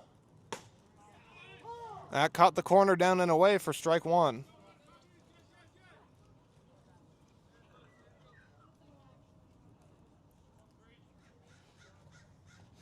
The 0-1. Ultreris takes a looping breaking ball high to make it 1-1. Gallimore has been having a great game so far. Has collected 2 strikeouts in at least and throughout the whole game. Yeah, he's been very effective. 1-1 to Ultreris is chopped towards the middle. This is not going to be an easy play. The second baseman fields and throws to first just in time to get Ultreris, who was hustling down the line. And that's the first out. That's 9 in a row now retired by Gallimore. And it might surprise you to learn, after what a good start this has been so far, that he was not used as a starter this past season at Colorado Springs. Appeared in 9 games, all of them were as a reliever. This is Brandon Swanson taking a first pitch breaking ball down low for ball 1. Swanson did strike out his first time around back in the second inning.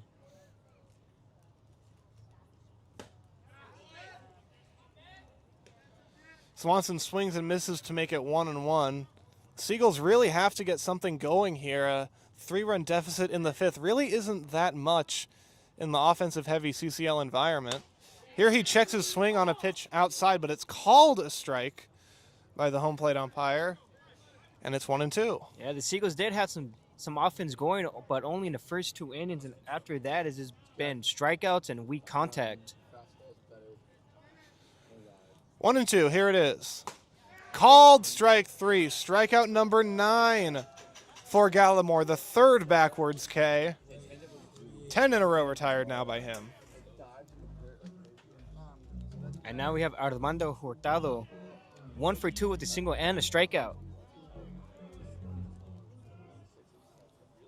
Yeah, Hurtado led off the game with a base knock, but was stranded at 3rd. First pitch to him. Swinging a tapper foul at home plate. 0-1.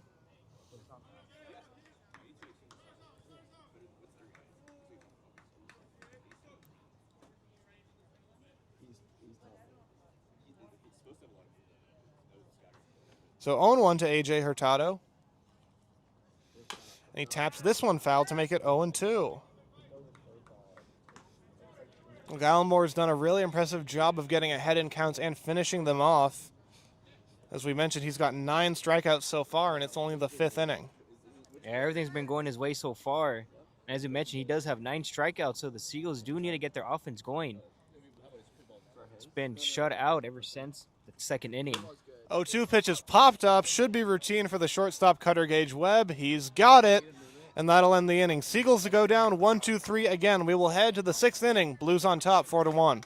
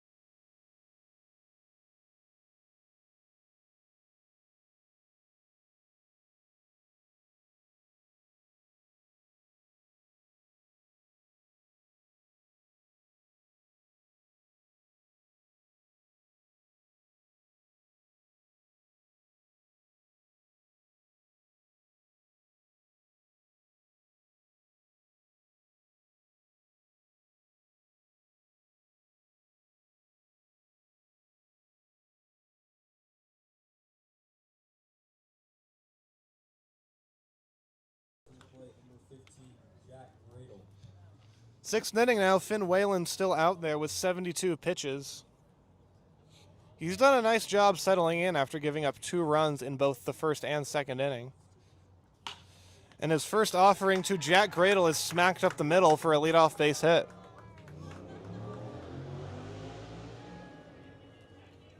Wallen's been doing a great job in the 4th and the 5th inning, keeping the leadoff runner off. No, excuse me, from the 3rd to the 5th. But now they finally got their first leadoff batter on. That's the 7th hit of the game for the Blues. And now here's the DH, Caleb Cassidy. Cassidy is 1 for 2 with the single, and he popped out to right field. Pickoff throw to first. Gradle didn't seem too ready for it, but fortunately he was close enough, or fortunately for the Blues, he was close enough to the bag and got back in without a slide. Now here's the first pitch to Cassidy, and it's chopped softly to third. Ramirez has to charge. He will throw to first, and it gets by Lamoth and rolls down the right field line. And with that throwing error by Ramirez, the runners advanced to second and third with no one out. Well, it was a tough play for Ramirez. His throw was low. It bounced in front of Lamoth, and he was unable to corral it. So once again, traffic for the Blues, second and third, nobody out, and pitching coach Cage Cascone will go to the mound for a visit. Yeah, Wallen's currently sitting at 73 pitches. Not a bad idea to give him some rest or maybe a game plan to pitch against Diego Murillo, who's currently 1 for 2 as well with a single and a strikeout. Johnny, I couldn't really tell. Do you think he would have been out if that throw was handled cleanly? Yeah, he was running down the first base line pretty hard, but Ramirez did get a good jump and a good throw. But unfortunately, he threw it under the glove, and the first baseman was unable to pick it. So instead, we got runners at second and third, with Murillo coming up to bat. Plate number 7, Diego Murillo.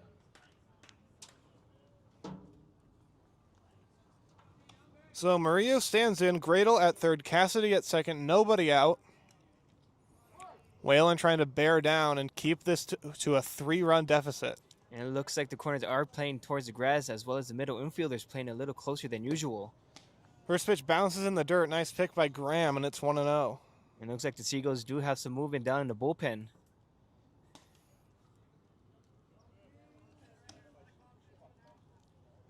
So 1-0. And the pitch from Whalen. Breaking ball grounded to short. Brewer! And it eats him up and goes into left field. 1 run is in. They will hold Cassidy at third. Going to give that a hit. It did not touch Brewer's glove. It was an absolutely brutal hop. But that's tough when you get the ground ball you wanted and it doesn't work out. Yeah, Murillo hit on top of that baseball, but with the lip of the grass, it hopped right over the shortstop's glove sharply. So 5-1 Blues now, and here's Dom Nahar. Nahar has dropped down a sac bunt and drawn a walk. Whalen trying to keep this game at least somewhat within reach. First pitch. Called strike, caught the corner down and away. There's been a lot of singles so far for the Blues. Not many extra base hits as we saw yesterday. Yeah, well, I think a lot of the Blues' success yesterday came from weak base hits and bloops, but they were just, that one gets away, and it's going to be an out at the plate. Nice play by Graham and Whalen covering, and that's the 3rd out on the base paths for the Blues today. Great recovery by Graham. Pass ball hit the fence, but luckily home plate's right in front of him, and he was able to throw it to Whalen, who was already waiting for him. Yeah, Just got the tag in time. It is a relatively small backstop here at Tom Lara Field. On the play, Murillo goes down to second, as you might expect. So 1-1 the count. Big first out for the Seagulls, although they still have a runner in scoring position. Yeah, Whalen not out of the woods yet. This one tails back into the strike zone to make it 1-2.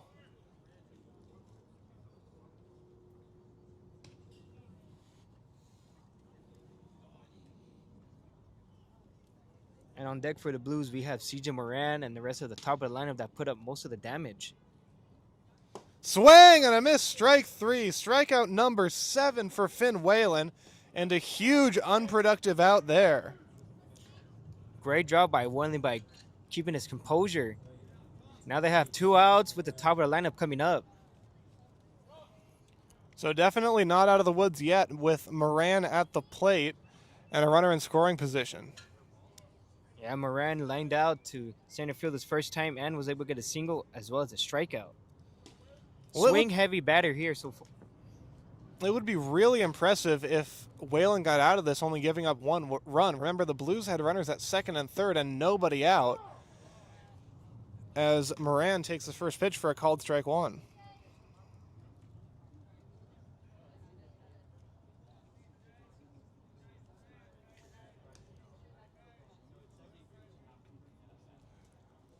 Oh, 0-1 to Moran. He taps this one foul. Looks like it bounced up and caught him maybe in the right arm. So he's in a little bit of pain, and it's 0-2. It looked like that pitch was in the other's batter's box. Had Moran swinging at it. Yeah, Whalen, despite the score, has still brought his swing and miss stuff. He's gotten a lot of ugly swings from Blues hitters. Yeah, he does have 7 strikeouts so far. It's only 6 innings, 5 2/3 of innings of work. 0-2. Foul back to the screen. It was a high fastball, and Moran was right on it.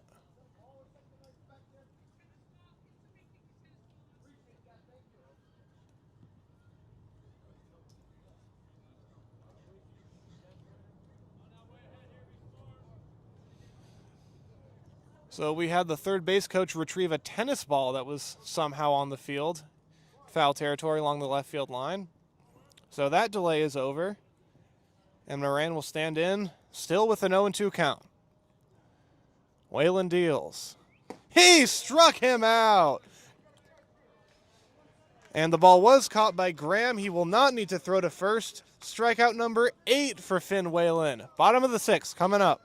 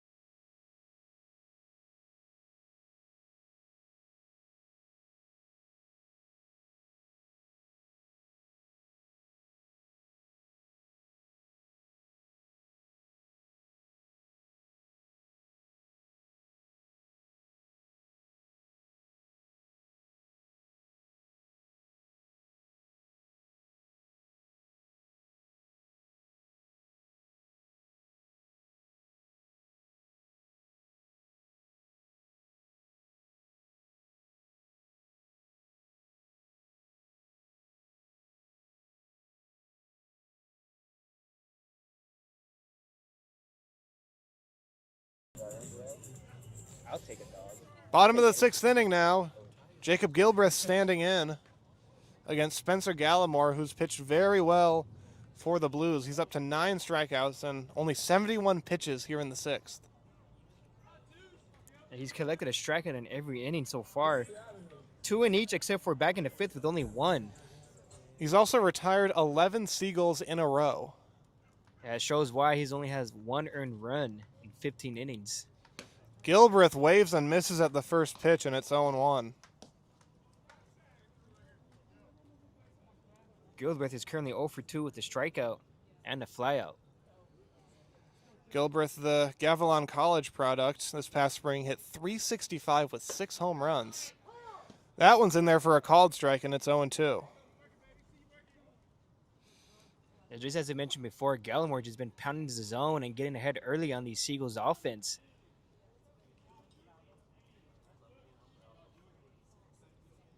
Here's the 0-2.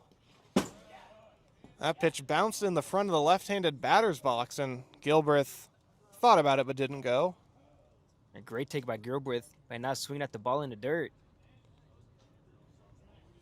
Keeps him alive at 1-2 count. Seagulls only have 3 hits in this game from Hurtado, Lamoth, and Graham. None since the 2nd inning. That's a swing and a miss by Gilbreth. Strikeout number 10 for Gallimore. Throw to first is in time to complete the strikeout. And now we have Christian Lamouth. He's currently 1 for 2 with a single and a strikeout as well.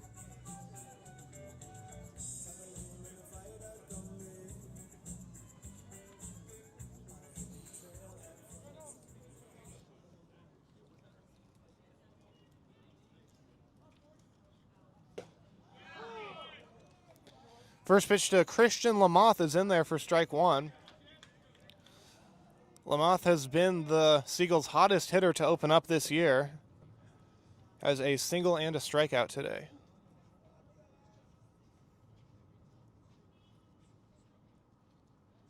The 0-1 pitch. Fastball just misses down and away. And it's 1-1. Seagulls need to get something going. Although it's only the 6th inning, but you don't want to be late in the game trying to get some runs in as they're down by 4. Lamouth able to hold up on that one, and the count goes to 2-1. Seagulls been doing a great job once they get a runner on. They are able to move them around, get someone in at least scoring position, but they just can't get the job done. Lamouth swings and misses at that one, and now it's 2-2. Back-to-back strikeouts to start the 6th inning for Gallimore, making it 11 strikeouts in total with only 1 walk. 2-2 pitch. Got him looking. 11 strikeouts for Spencer Gallimore.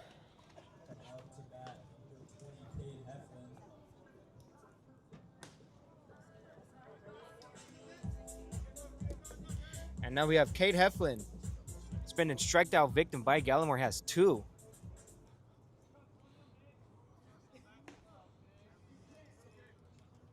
Making it his 3rd strikeout of the season for the Seagulls. Heflin takes a slow breaking ball at 70 miles an hour for strike one.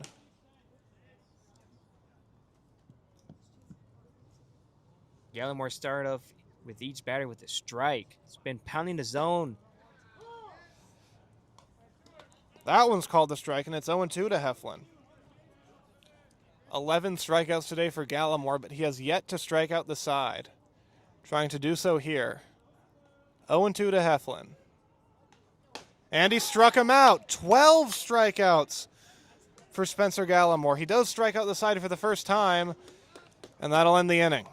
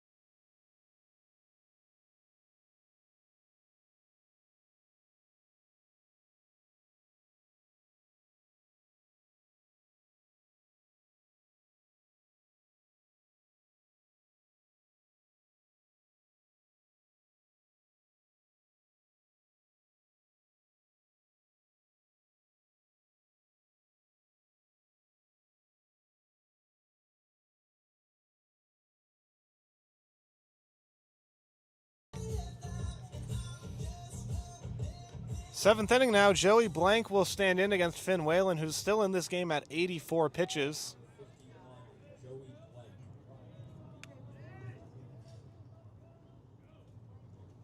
Whalen's been doing a great job preventing the Blues from having big explosive innings, except for back in the 2nd, where they put up 4 runs. But nonetheless, from the 3rd on, he's been shutting them out, or he gave up 1 run back in the 6th.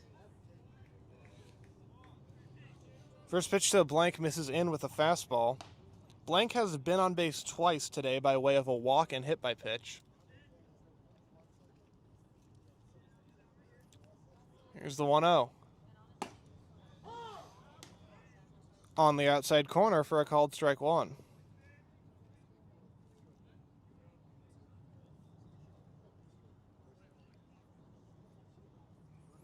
Now the 1-1. Breaking ball lined into center field. No! Brewer catches it before it gets to center.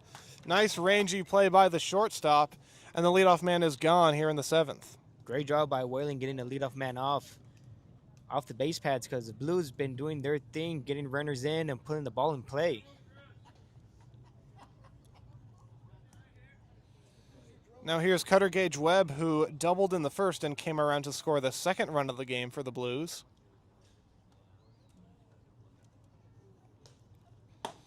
Takes a first pitch fastball up and away for ball one. Gage is currently 2 for 2 with a double, a strikeout, and a single.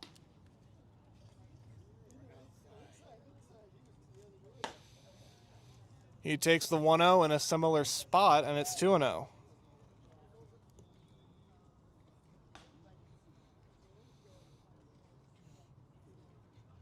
Webb, a product of Rice University, native of San Marcos, Texas, takes this fastball that just barely catches the corner outside, and it's 2-1.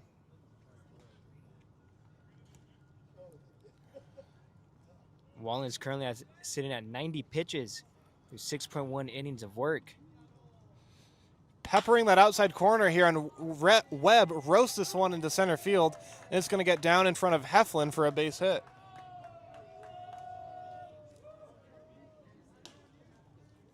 And now batting for the Blues is going to be Mason Ashlock,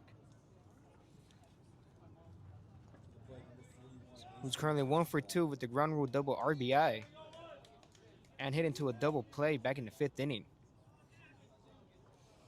Ashlock out of a town called Dripping Springs, Texas. He was teammates with Cutter Gage Webb at Rice University last year.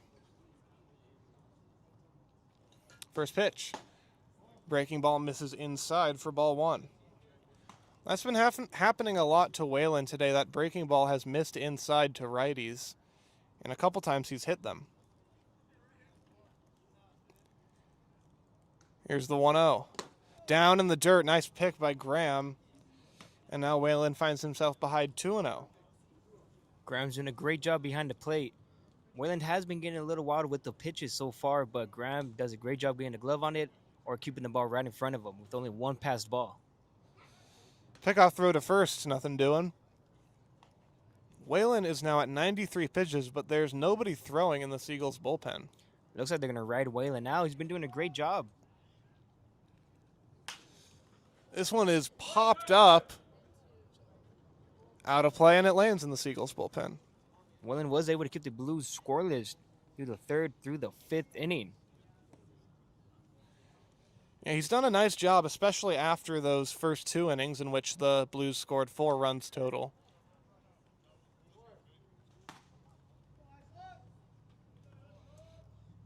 Two 2-1 pitch. This one's fouled off to the right and out of play. So 2-2 now to Ashlock. Cutter Gage Webb at first, 1 down.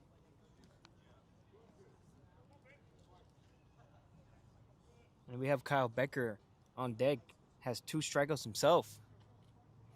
Here's the 2-2. And that one misses high, and the count goes full to Mason Ashlock. Whalen's been doing a great job as well by preventing himself from getting to full counts. This is only his 3rd one through 5.1 innings of work. Fastball misses up and into Ashlock, and he draws the walk. So once again, Whalen will be pitching in traffic. That'll be his 4th walk in this game so far.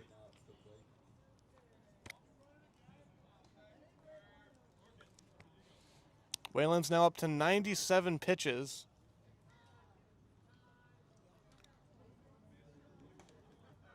Now we've got somebody throwing in the Seagulls bullpen, and we're going to get a meeting on the mound here. They're trying to waste as much time to give that bullpen a couple extra pitches to throw. Yeah, absolutely trying to stall for that reliever down there. We're kind of blocked off by the stand, so we can't tell who it is, at least not yet. We're going to let you know who's warming up in the bullpen as soon as we find out. Oh, the second we'll find out, we let you know. And now here comes Mark Caviglia, and it looks like he's going to make a change.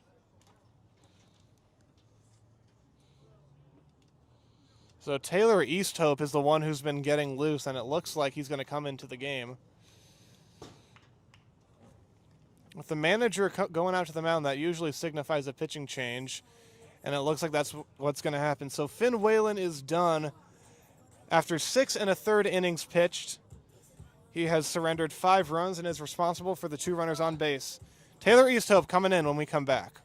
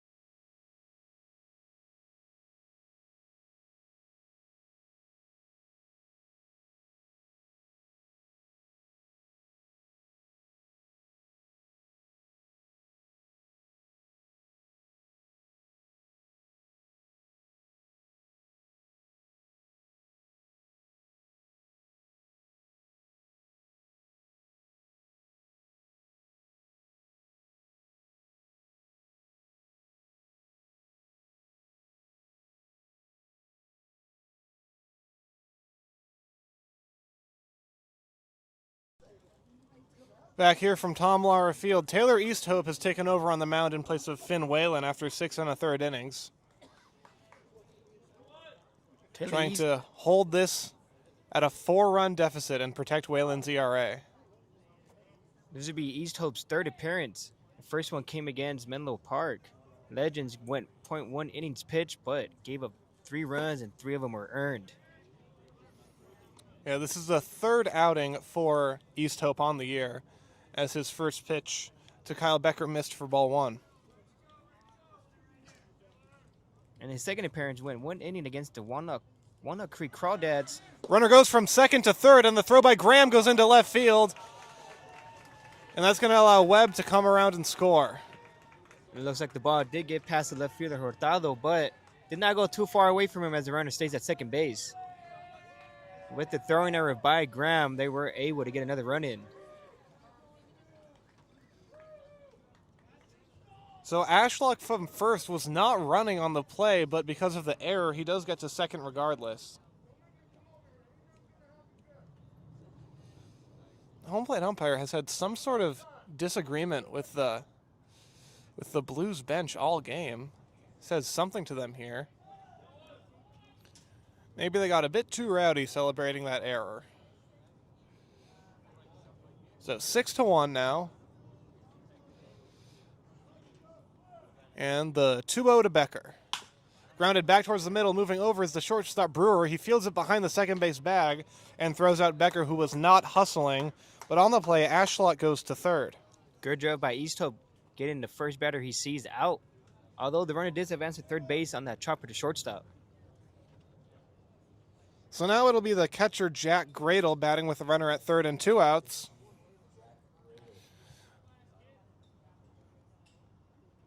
Jack Gradle's currently 1 for 3. Has a strikeout, popped out, and a single. First pitch from East Hope to Gradle is lifted foul off to the right, now to play.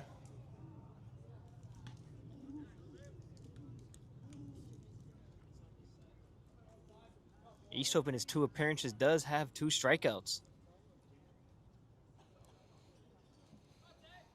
Tall left-handed pitcher out of Southern California.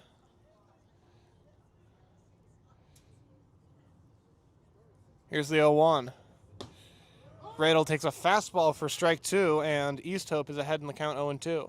Great fastball down and away. Jake Gradle wanted nothing to do with that pitch.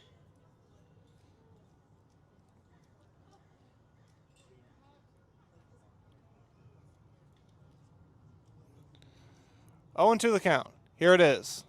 In the dirt and a nice block by Graham. Ball only rolled a couple of inches away from him, so Ashlock stays put at third. And the count's 1-2. Great job by Graham to keep his body in front of that pitch with the runner on third base.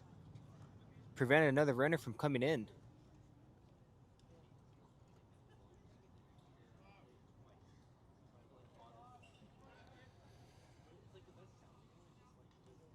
Here's the 1-2.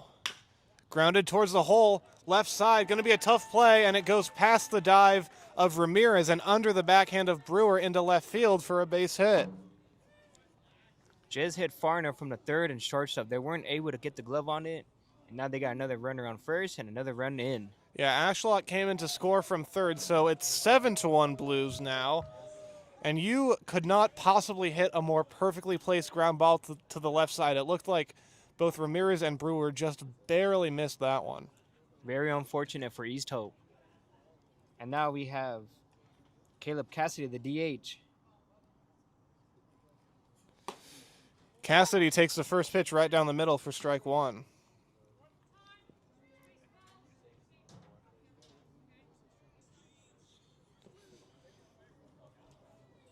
The second base umpire just called time and requested that they switch baseballs.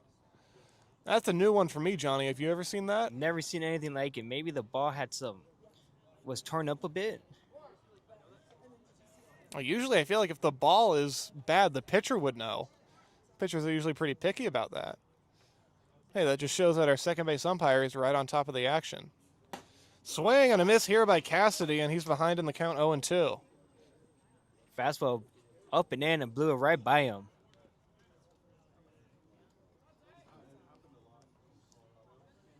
Caleb Cassidy in his 2 games played only has 2 strikeouts in conference play. This one fouled back to the screen, another fastball, and it's still 0-2.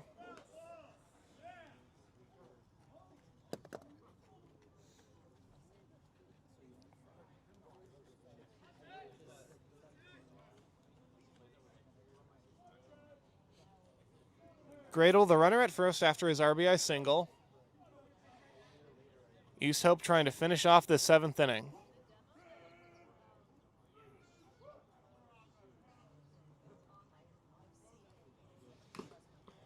Here's a foul tip that looked like it hit off both the catcher Graham and the home plate umpire. Jez got a piece of that one to stay alive. Still in the 0-2 count with 2 outs. Blues up 7-1 here in the top of the 7th inning.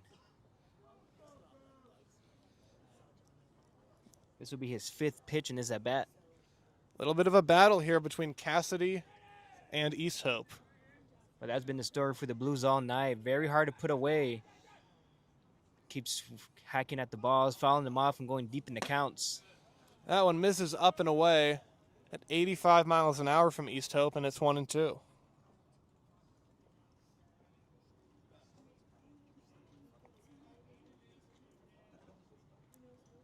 East Hope only has 2 strikeouts so far. He's looking to get his 3rd.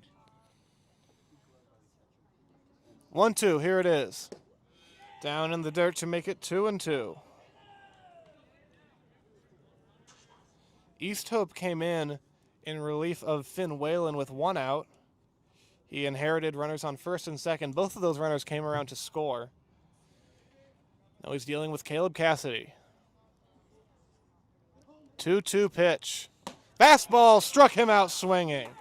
This seventh inning finally comes to a close after 2 runs for the Blues. They lead things 7-1 as we're going to stretch here at Tom Lara Field.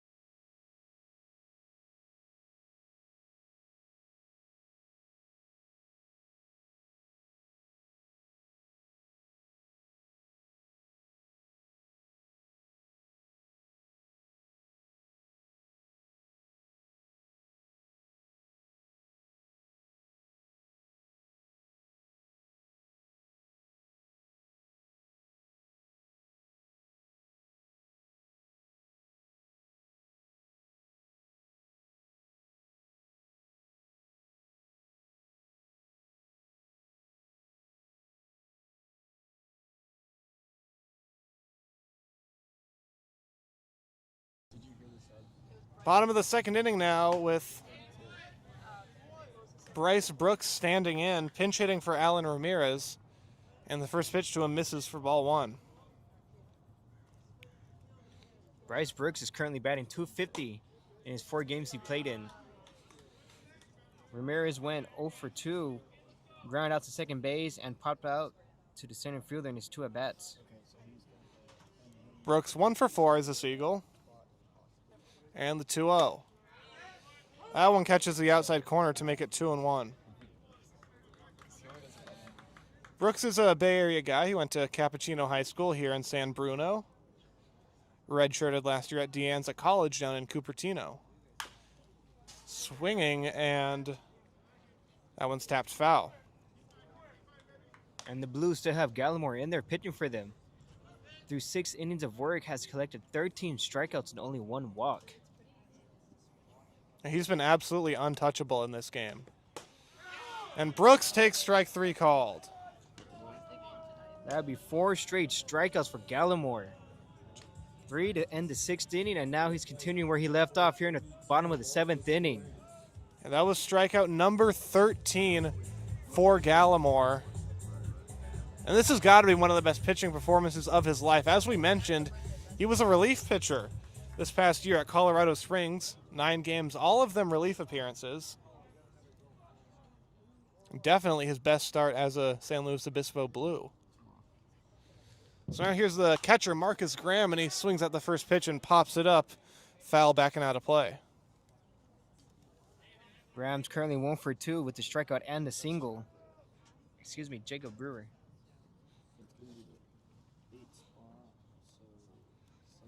Graham had the last hit in this game for the Seagulls. That was back in the 2nd inning.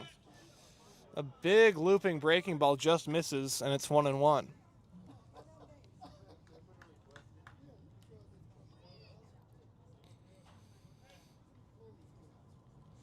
Here's the 1-1. And Graham lifts that into left center field. But right there is Nahar, and he makes the catch for the second out. Well, progress. They put a ball in play. It's way better than a strikeout because Gallimore's been collecting them so far. 4 straight. It's now up at 91 pitches.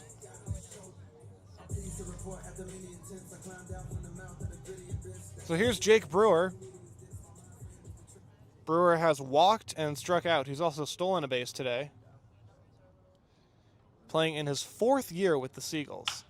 Here's a ground ball to second. Fielded cleanly. And Brewer is retired. Another 1-2-3 inning for Spencer Gallimore, and it's still 7-1 as we head into the 8th.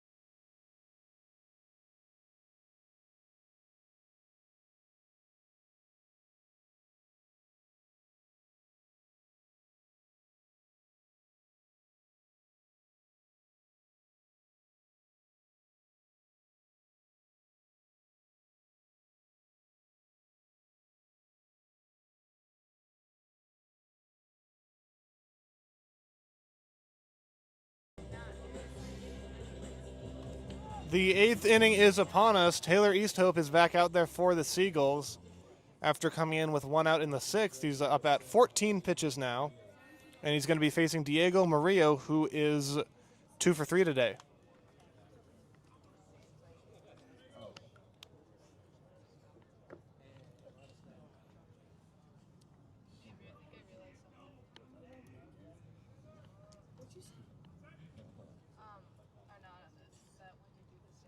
First pitch from Easthope to Murillo. Up and away with a fastball, nearly sailed by the catcher, Graham, and that's ball 1. Well, the pitching continues to be a pain point for the Seagulls, although it's certainly not one of the most runs they've given up in this year, as that one's in there for strike 1. As I mentioned in the pregame, they've given up at least 9 runs in all but 1 of their games this year, not including today. So it would be a very small victory, but a victory nonetheless if they can hold the Blues to just 7 today. I don't think that matters that the bullpen can hold their own right here. Although it is top of the 8th inning, still down by 6. Seagulls have been shut out since the 2nd inning.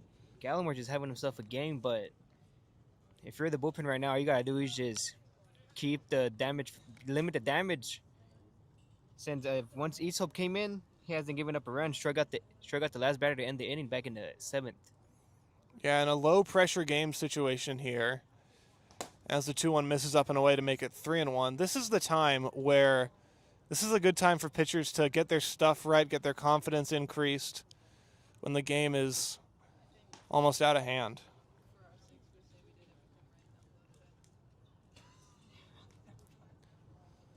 It'll be a 3-1 to Murillo. And that's ball 4, missed high with a fastball.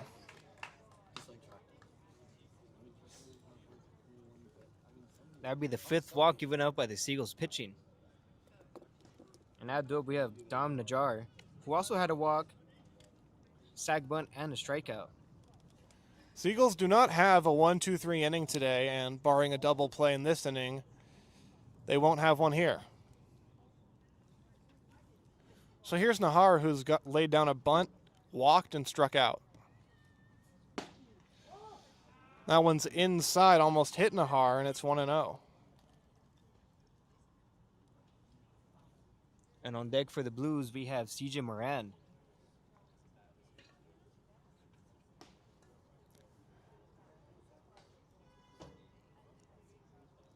Here's the 1-0. Fastball grounded off the leg of Easthope. It takes a high hop. Coming in to field it is Feliciano, but he won't have a play. And once again, the Blues are in business with 2 on and nobody out. That ball was smacked right off Easthope's cleat. Killed the ball from the speed, and Feliciano was not able to get there in time.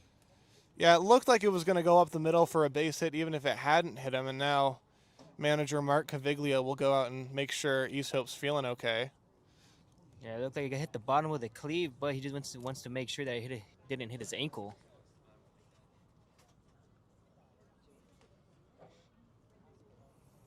So when this mound meeting is over, CJ Moran will step in with 2 on and nobody out. Seagulls just have not been able to figure out the Blues hitters in this 2-game series. And thinking back to yesterday, the Blues won 12-5. And their offense has not slowed down today. No, they just continue to get runners on, move them, put the ball in play. Haven't seen a lot of extra base hits, but they just hit it hard enough and in the right spots within the infield. Been a lot of singles so far for the Blues. So Easthope clearly feeling well enough to stay in the game. So he's back on the mound, up to 21 pitches now, by the way. And the lineup card turns over, and here's CJ Moran.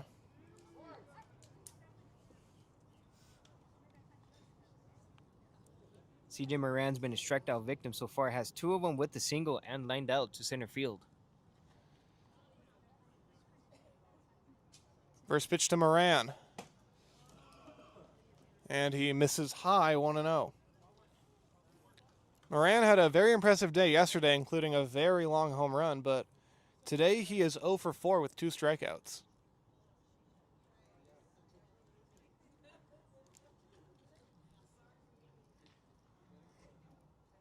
The 1-0. That one misses high, 2-0.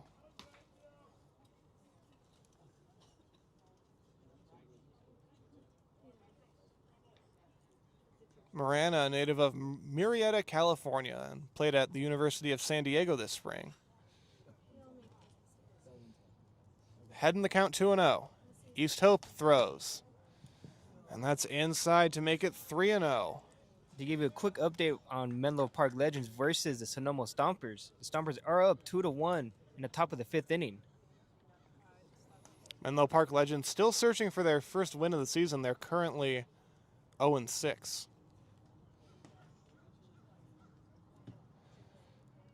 3-0 pitch. Fastball is right in there for strike 1. And elsewhere in the CCL, the Alameda Merchants have beaten the Walnut Creek Crawdads on the road 7-4. And the Santa Barbara Foresters are destroying the Conejo Oaks 19-2 down in Santa Barbara. That game's in the top of the 9th. 3-1 pitch. That one's in there, and the count goes full. Good job by Easthope. Coming back in the count to make it 2 strikes with the full count. Another look at the out-of-town scoreboard. Down in Pasadena, the Arroyo Seco Saints are playing host to the Academy Barons and winning 8-5. Now here in San Bruno, it's going to be a 3-2 pitch to Moran. And he rips it to short, and it goes by Feliciano and into center field. 1 run's going to score. Moran stops at third. Moran stops at first. Nahar goes to third, and it's 8-1. The ball went right under Feliciano's glove. That was a double play, but could not get the glove down in time as the ball just right under him, and now it's another run scores for the Blues. And these haven't been the easiest hops, but still a lot of defensive miscues by the Seagulls infielders today that have contributed to putting this game out of reach.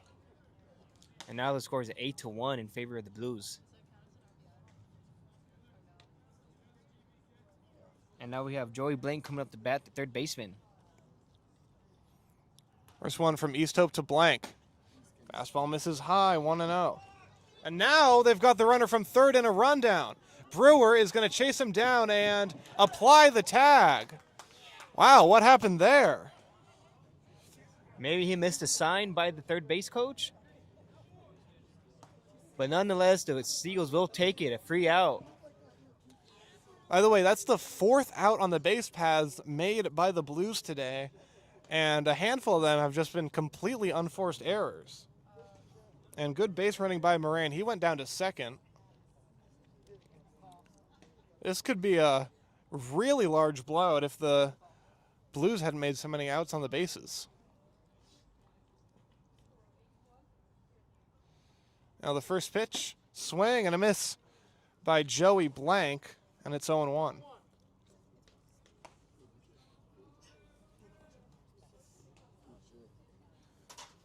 Murillo led off the inning with a walk. Nahar singled. Moran reached on an error that scored a run. Here's the 1-1. Outside from East Hope, who's relying very heavily on the fastball in this outing, and he's behind in the count 2-1. East Hope needs to start pounding the zone because his pitch count is starting to go up. Still behind 2-1 here in the top of the 8th inning.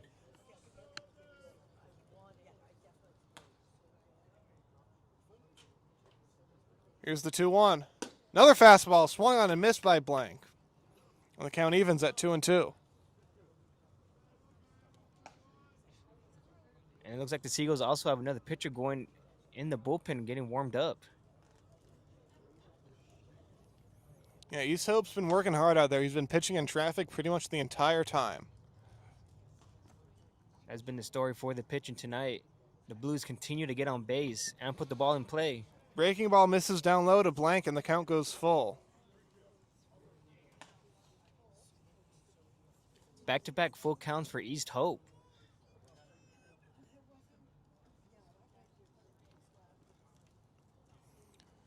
Three balls, two strikes. Here's the payoff pitch.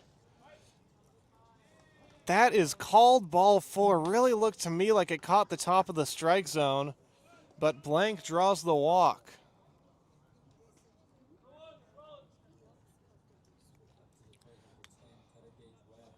So now Cutter Gage Webb will stand in this lefty-lefty matchup. East Hope has now thrown 33 pitches. As well as the second walk in the same inning. Been having a bit of command issues, been falling behind the count. Yeah, the command has definitely not been where East Hope would want it to be. First pitch to Webb. Called strike at the bottom of the zone, 0-1. Webb has 3 hits, 2 singles, and a double with a strikeout.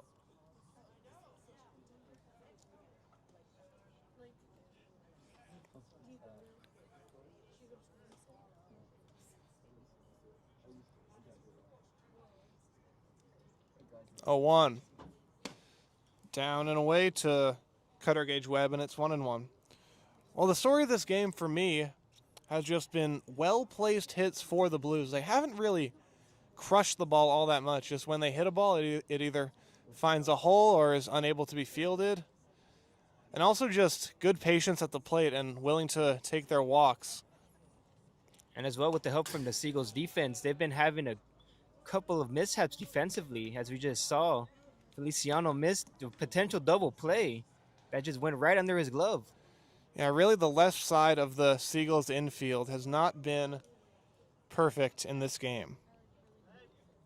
And just as you mentioned, the ball is just getting hit in the right areas within the infield. A lot of singles, not as many as extra base hits we had last night.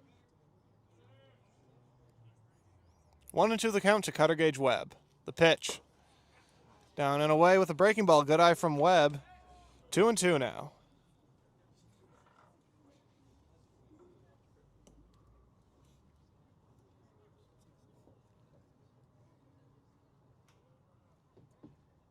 Blues up by 7, but they still remain patient at the plate, still trying to tag on to the lead that they currently have.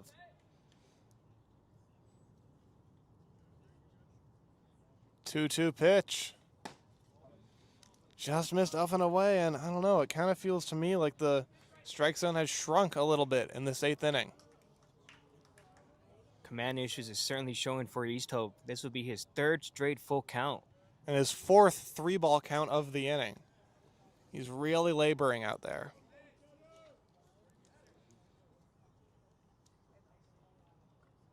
Payoff pitch, runners go. A swing and a line drive foul down the right field line. So the Blues did send both runners with a full count and 1 out, putting some faith in the bat-to-ball skills of Cutter Gage Webb. At this point, you can do that with any batter with the Blues. They've been putting the ball in play and taking some great pitches. And they've also been collecting the walks. They have 6 so far.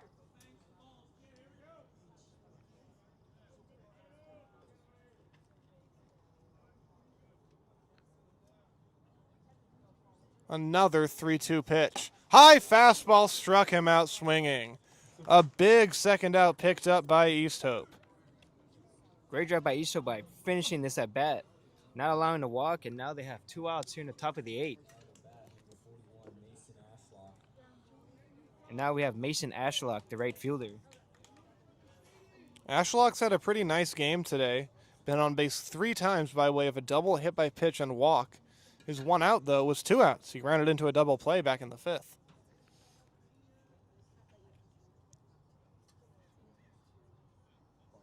Runners go on the first pitch, and Graham will not make a throw.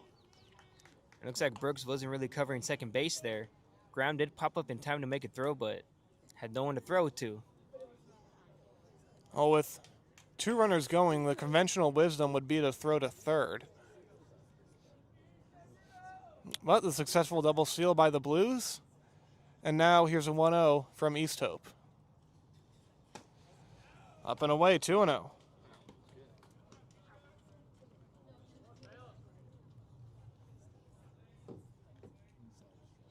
Two balls and no strikes to the right fielder, Ashlock. Left-handed hitting Kyle Becker is on deck.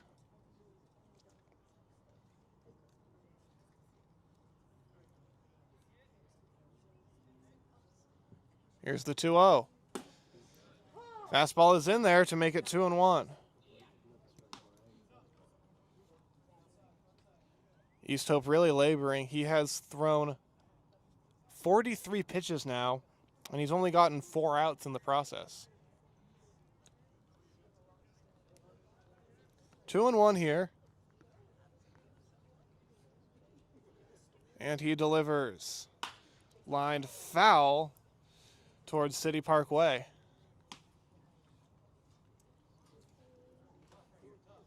So now it's 2-2.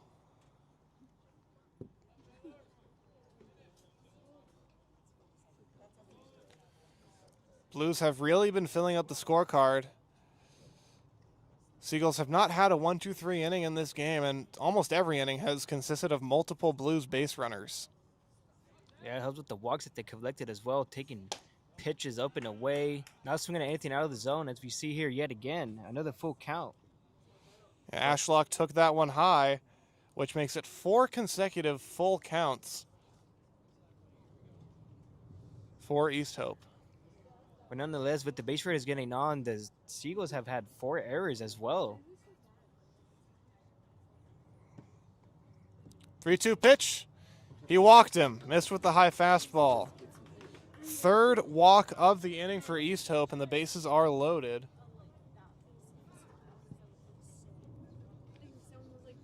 Now it looks like the pitching coach is going to go out there to try to calm him down a bit with bases loaded and 3 walks in 1 inning.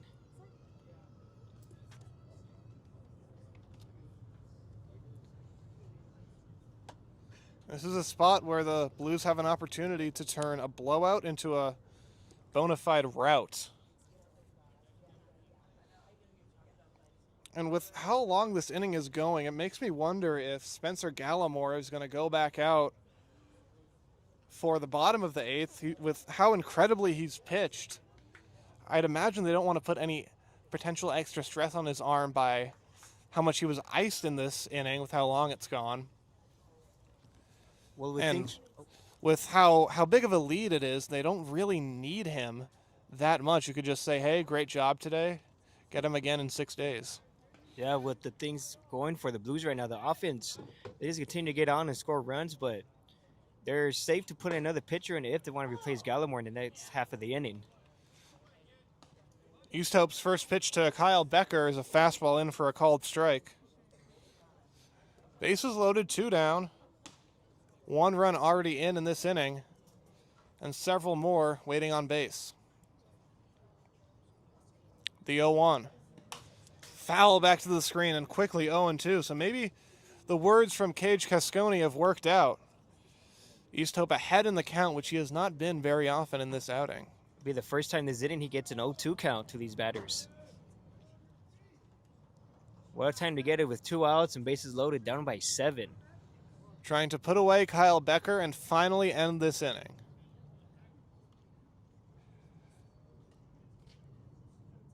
And the pitch. Struck him out swinging on a breaking ball in the dirt. And this top of the 8th inning is finally over. Somehow, with how long it was, the Blues only pick up 1 run. It is 8-1 as we go to the bottom of the 8th.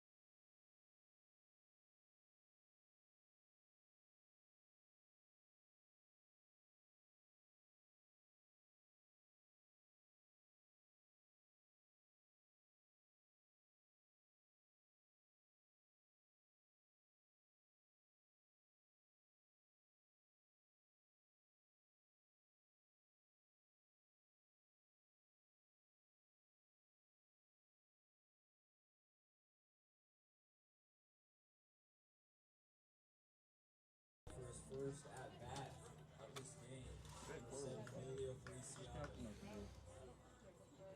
Bottom of the 8th inning now. Seagulls still trail, now 8-1.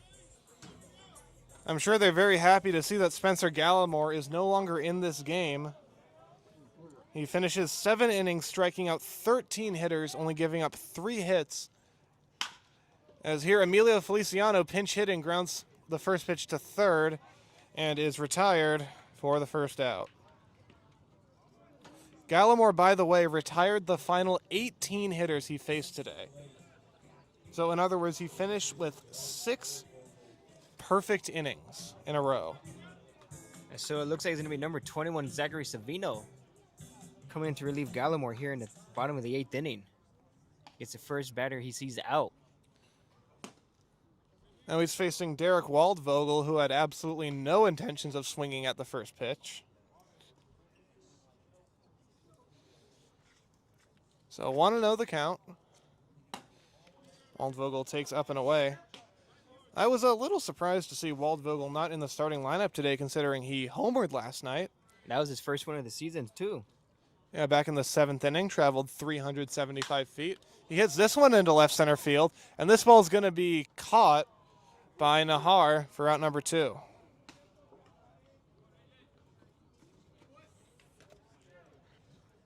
Savino's making quick work on these Seagulls batters. 3 pitches, 2 outs. So lineup card turns over. Here's A.J. Hurtado. Gallimore's batters retired streak now becomes a team streak for the Blues, which has reached 20 consecutive Seagulls set down by Blues pitching. Ground ball, base hit up the middle, and the streak is finally over. A.J. Hurtado has got his second hit of this ball game. Great way to attack the pitch early on. Savino was throwing first pitch strikes, and Hurtado took advantage of that and hit it right up the middle for a hard base hit.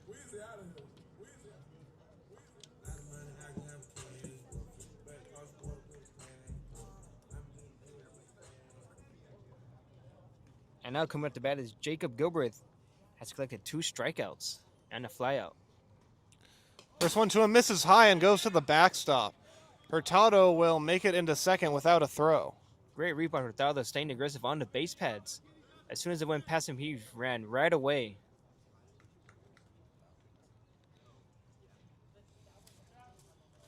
Seagulls trying to get some offense here. They haven't scored since the second inning. Runner at second, 2 down. 1-0 to Gilbreth. In the dirt, this one gets a little bit away from the catcher, but not far enough for Hurtado to get to third. Gradell with a great block, keeping that ball right in front of him, preventing Hurtado from going to third base.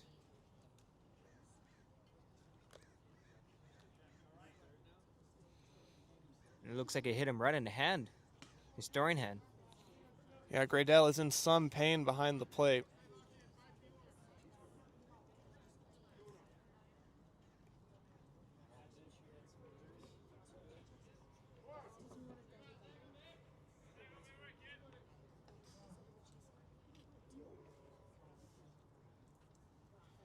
(2-0).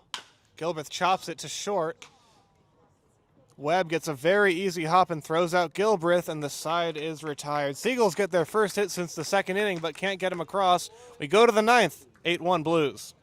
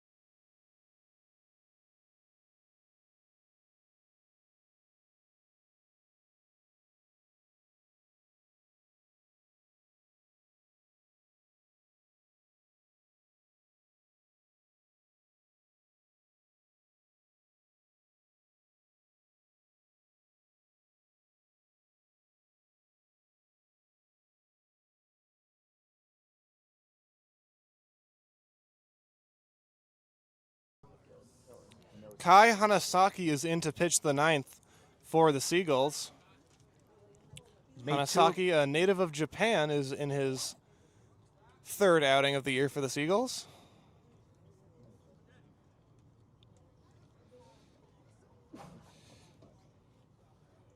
And his first offering is lined into right field for a base hit. And it hits off the glove of Gilbreth, who was ranging towards the line and completely overran the ball, but fortunately was able to knock it down. Yeah, that hop went the complete opposite direction of what Gilbreth was running. Thankfully, he got a glove on it to stop it. This was Hanasaki's third appearance. Has 3 innings pitched, 2 strikeouts, and a 12 ERA. Here's the first pitch to Caleb Cassidy, and it's inside for ball 1.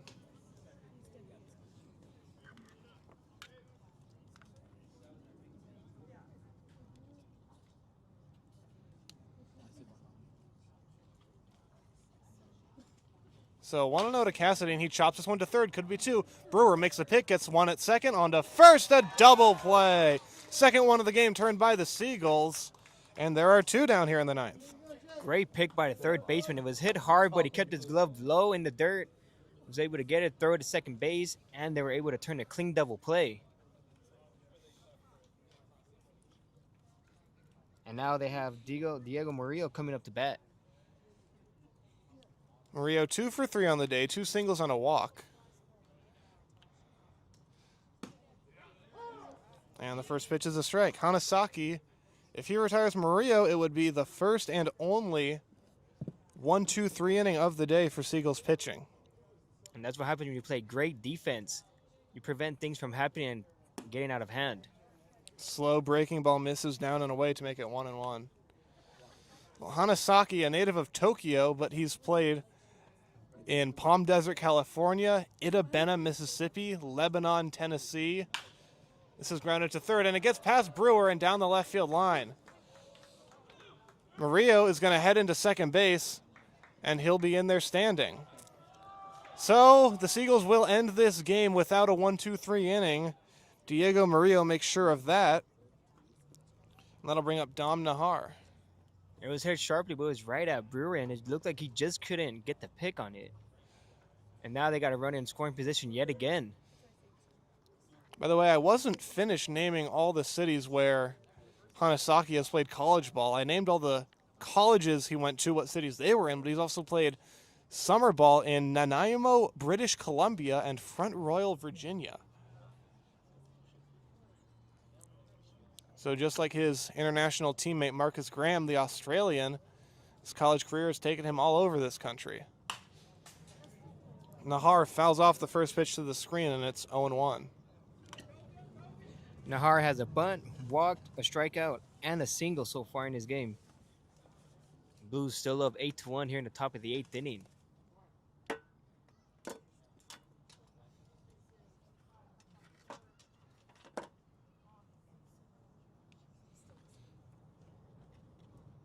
Here's the 0-1. Inside to Nahar, and it's 1-1. Just missed hitting Nahar. Well, barring a miraculous comeback, the Seagulls would extend their losing streak to 5, and the Blues would extend their winning streak to 7. Line drive just fouled on the left field line. And Johnny, it's still early, but it looks like these teams are starting to head in opposite directions. Yeah, I mean, it's still early in the season, but you don't want to start piling up the losses early on. But it would have been a big win here tonight. It would have put them right in the middle of the pack of the standings. But it was just the pitching and the defense, as well as the offense. They couldn't get really anything going. Well, when this game ends, this series will be over, but the homestand will be halfway over. The Seagulls will play host to the Alameda Merchants these next 2 days here at Tom Lara Field.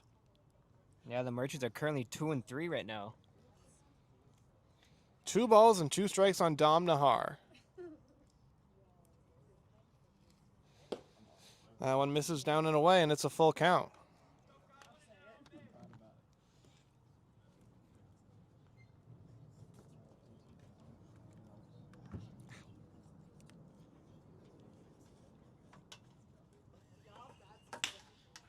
Ground ball up the middle, and that's a base hit. Here comes Murillo. He's going to score, and it is 9-1.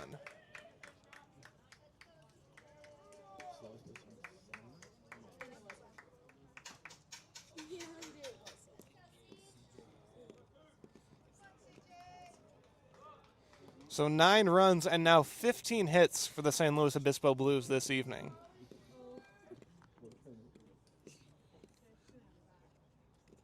So here's CJ Moran, the leadoff hitter, who is now batting for the 6th time today.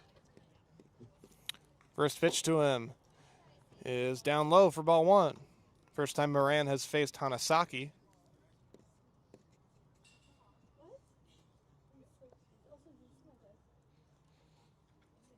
1-0 with Nahar at first. This is popped up foul, well out of play, towards the parking lot.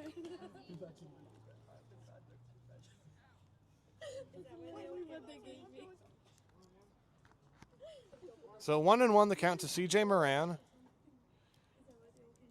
who has reached on an error twice, also has struck out twice and lined out. This is hit pretty hard to deep center field. A lot of room out there and onto the infield dirt of Diamond 2. Cade Heflin makes the catch and the inning is over. Seagulls will need 7 to tie, 8 to win. I just counted up all their singles.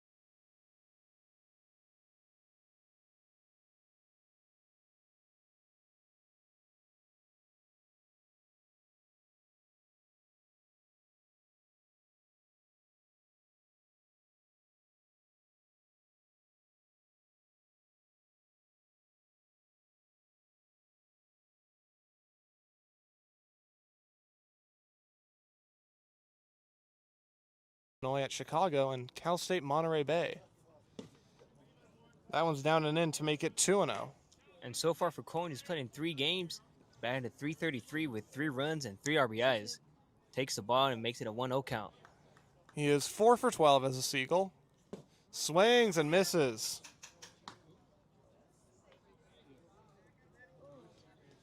So 2-1 the count.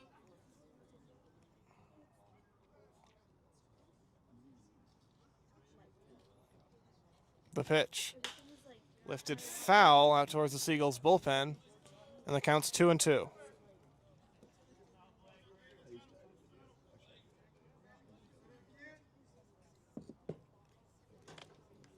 Blake Coins didn't play in last night's games, but does get an opportunity here in the bottom of the ninth to get in at bat. Breaking ball misses high, definitely not where he wanted that one. And it's a full count to Blake Cowens.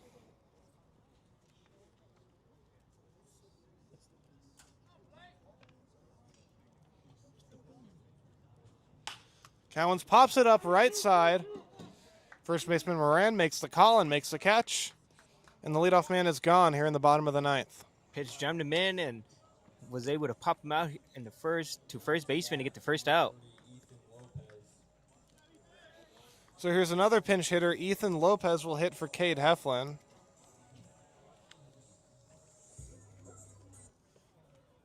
Ethan Lopez did play in last night's game, but went 0 for 3. Line out to center field, strikeout, and flight out to left. That one misses for ball one. On the season, Ethan Lopez is 3 for 14.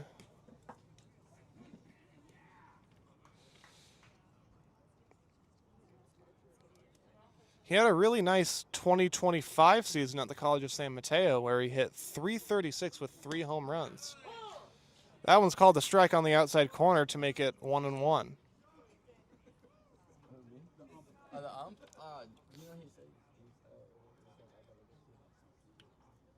The 1-1. Popped up foul off the screen, and it's 1-2.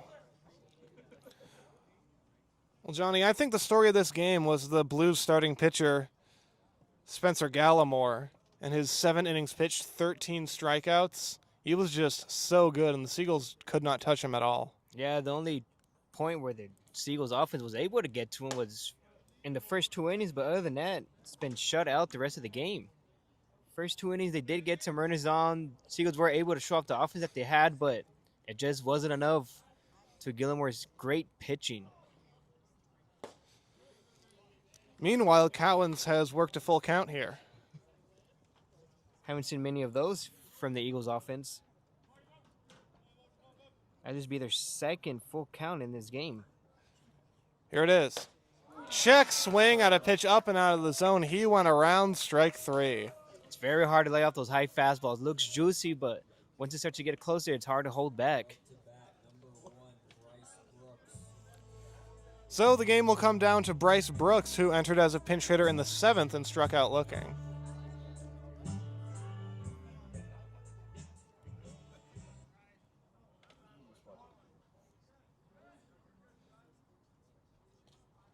First pitch to him.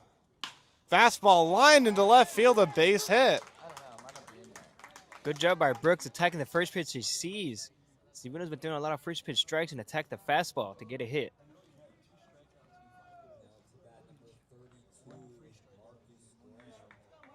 That'll bring up Marcus Graham.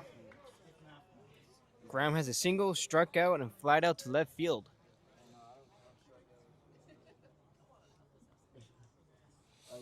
Graham, the Australia native.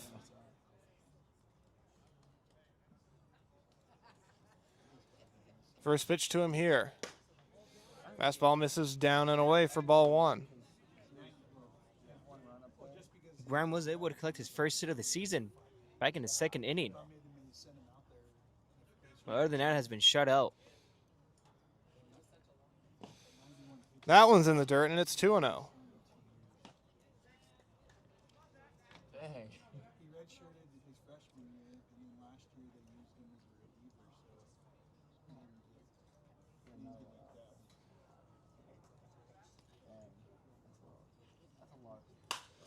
Graham fouls this one off and out of play, and it's 2-1.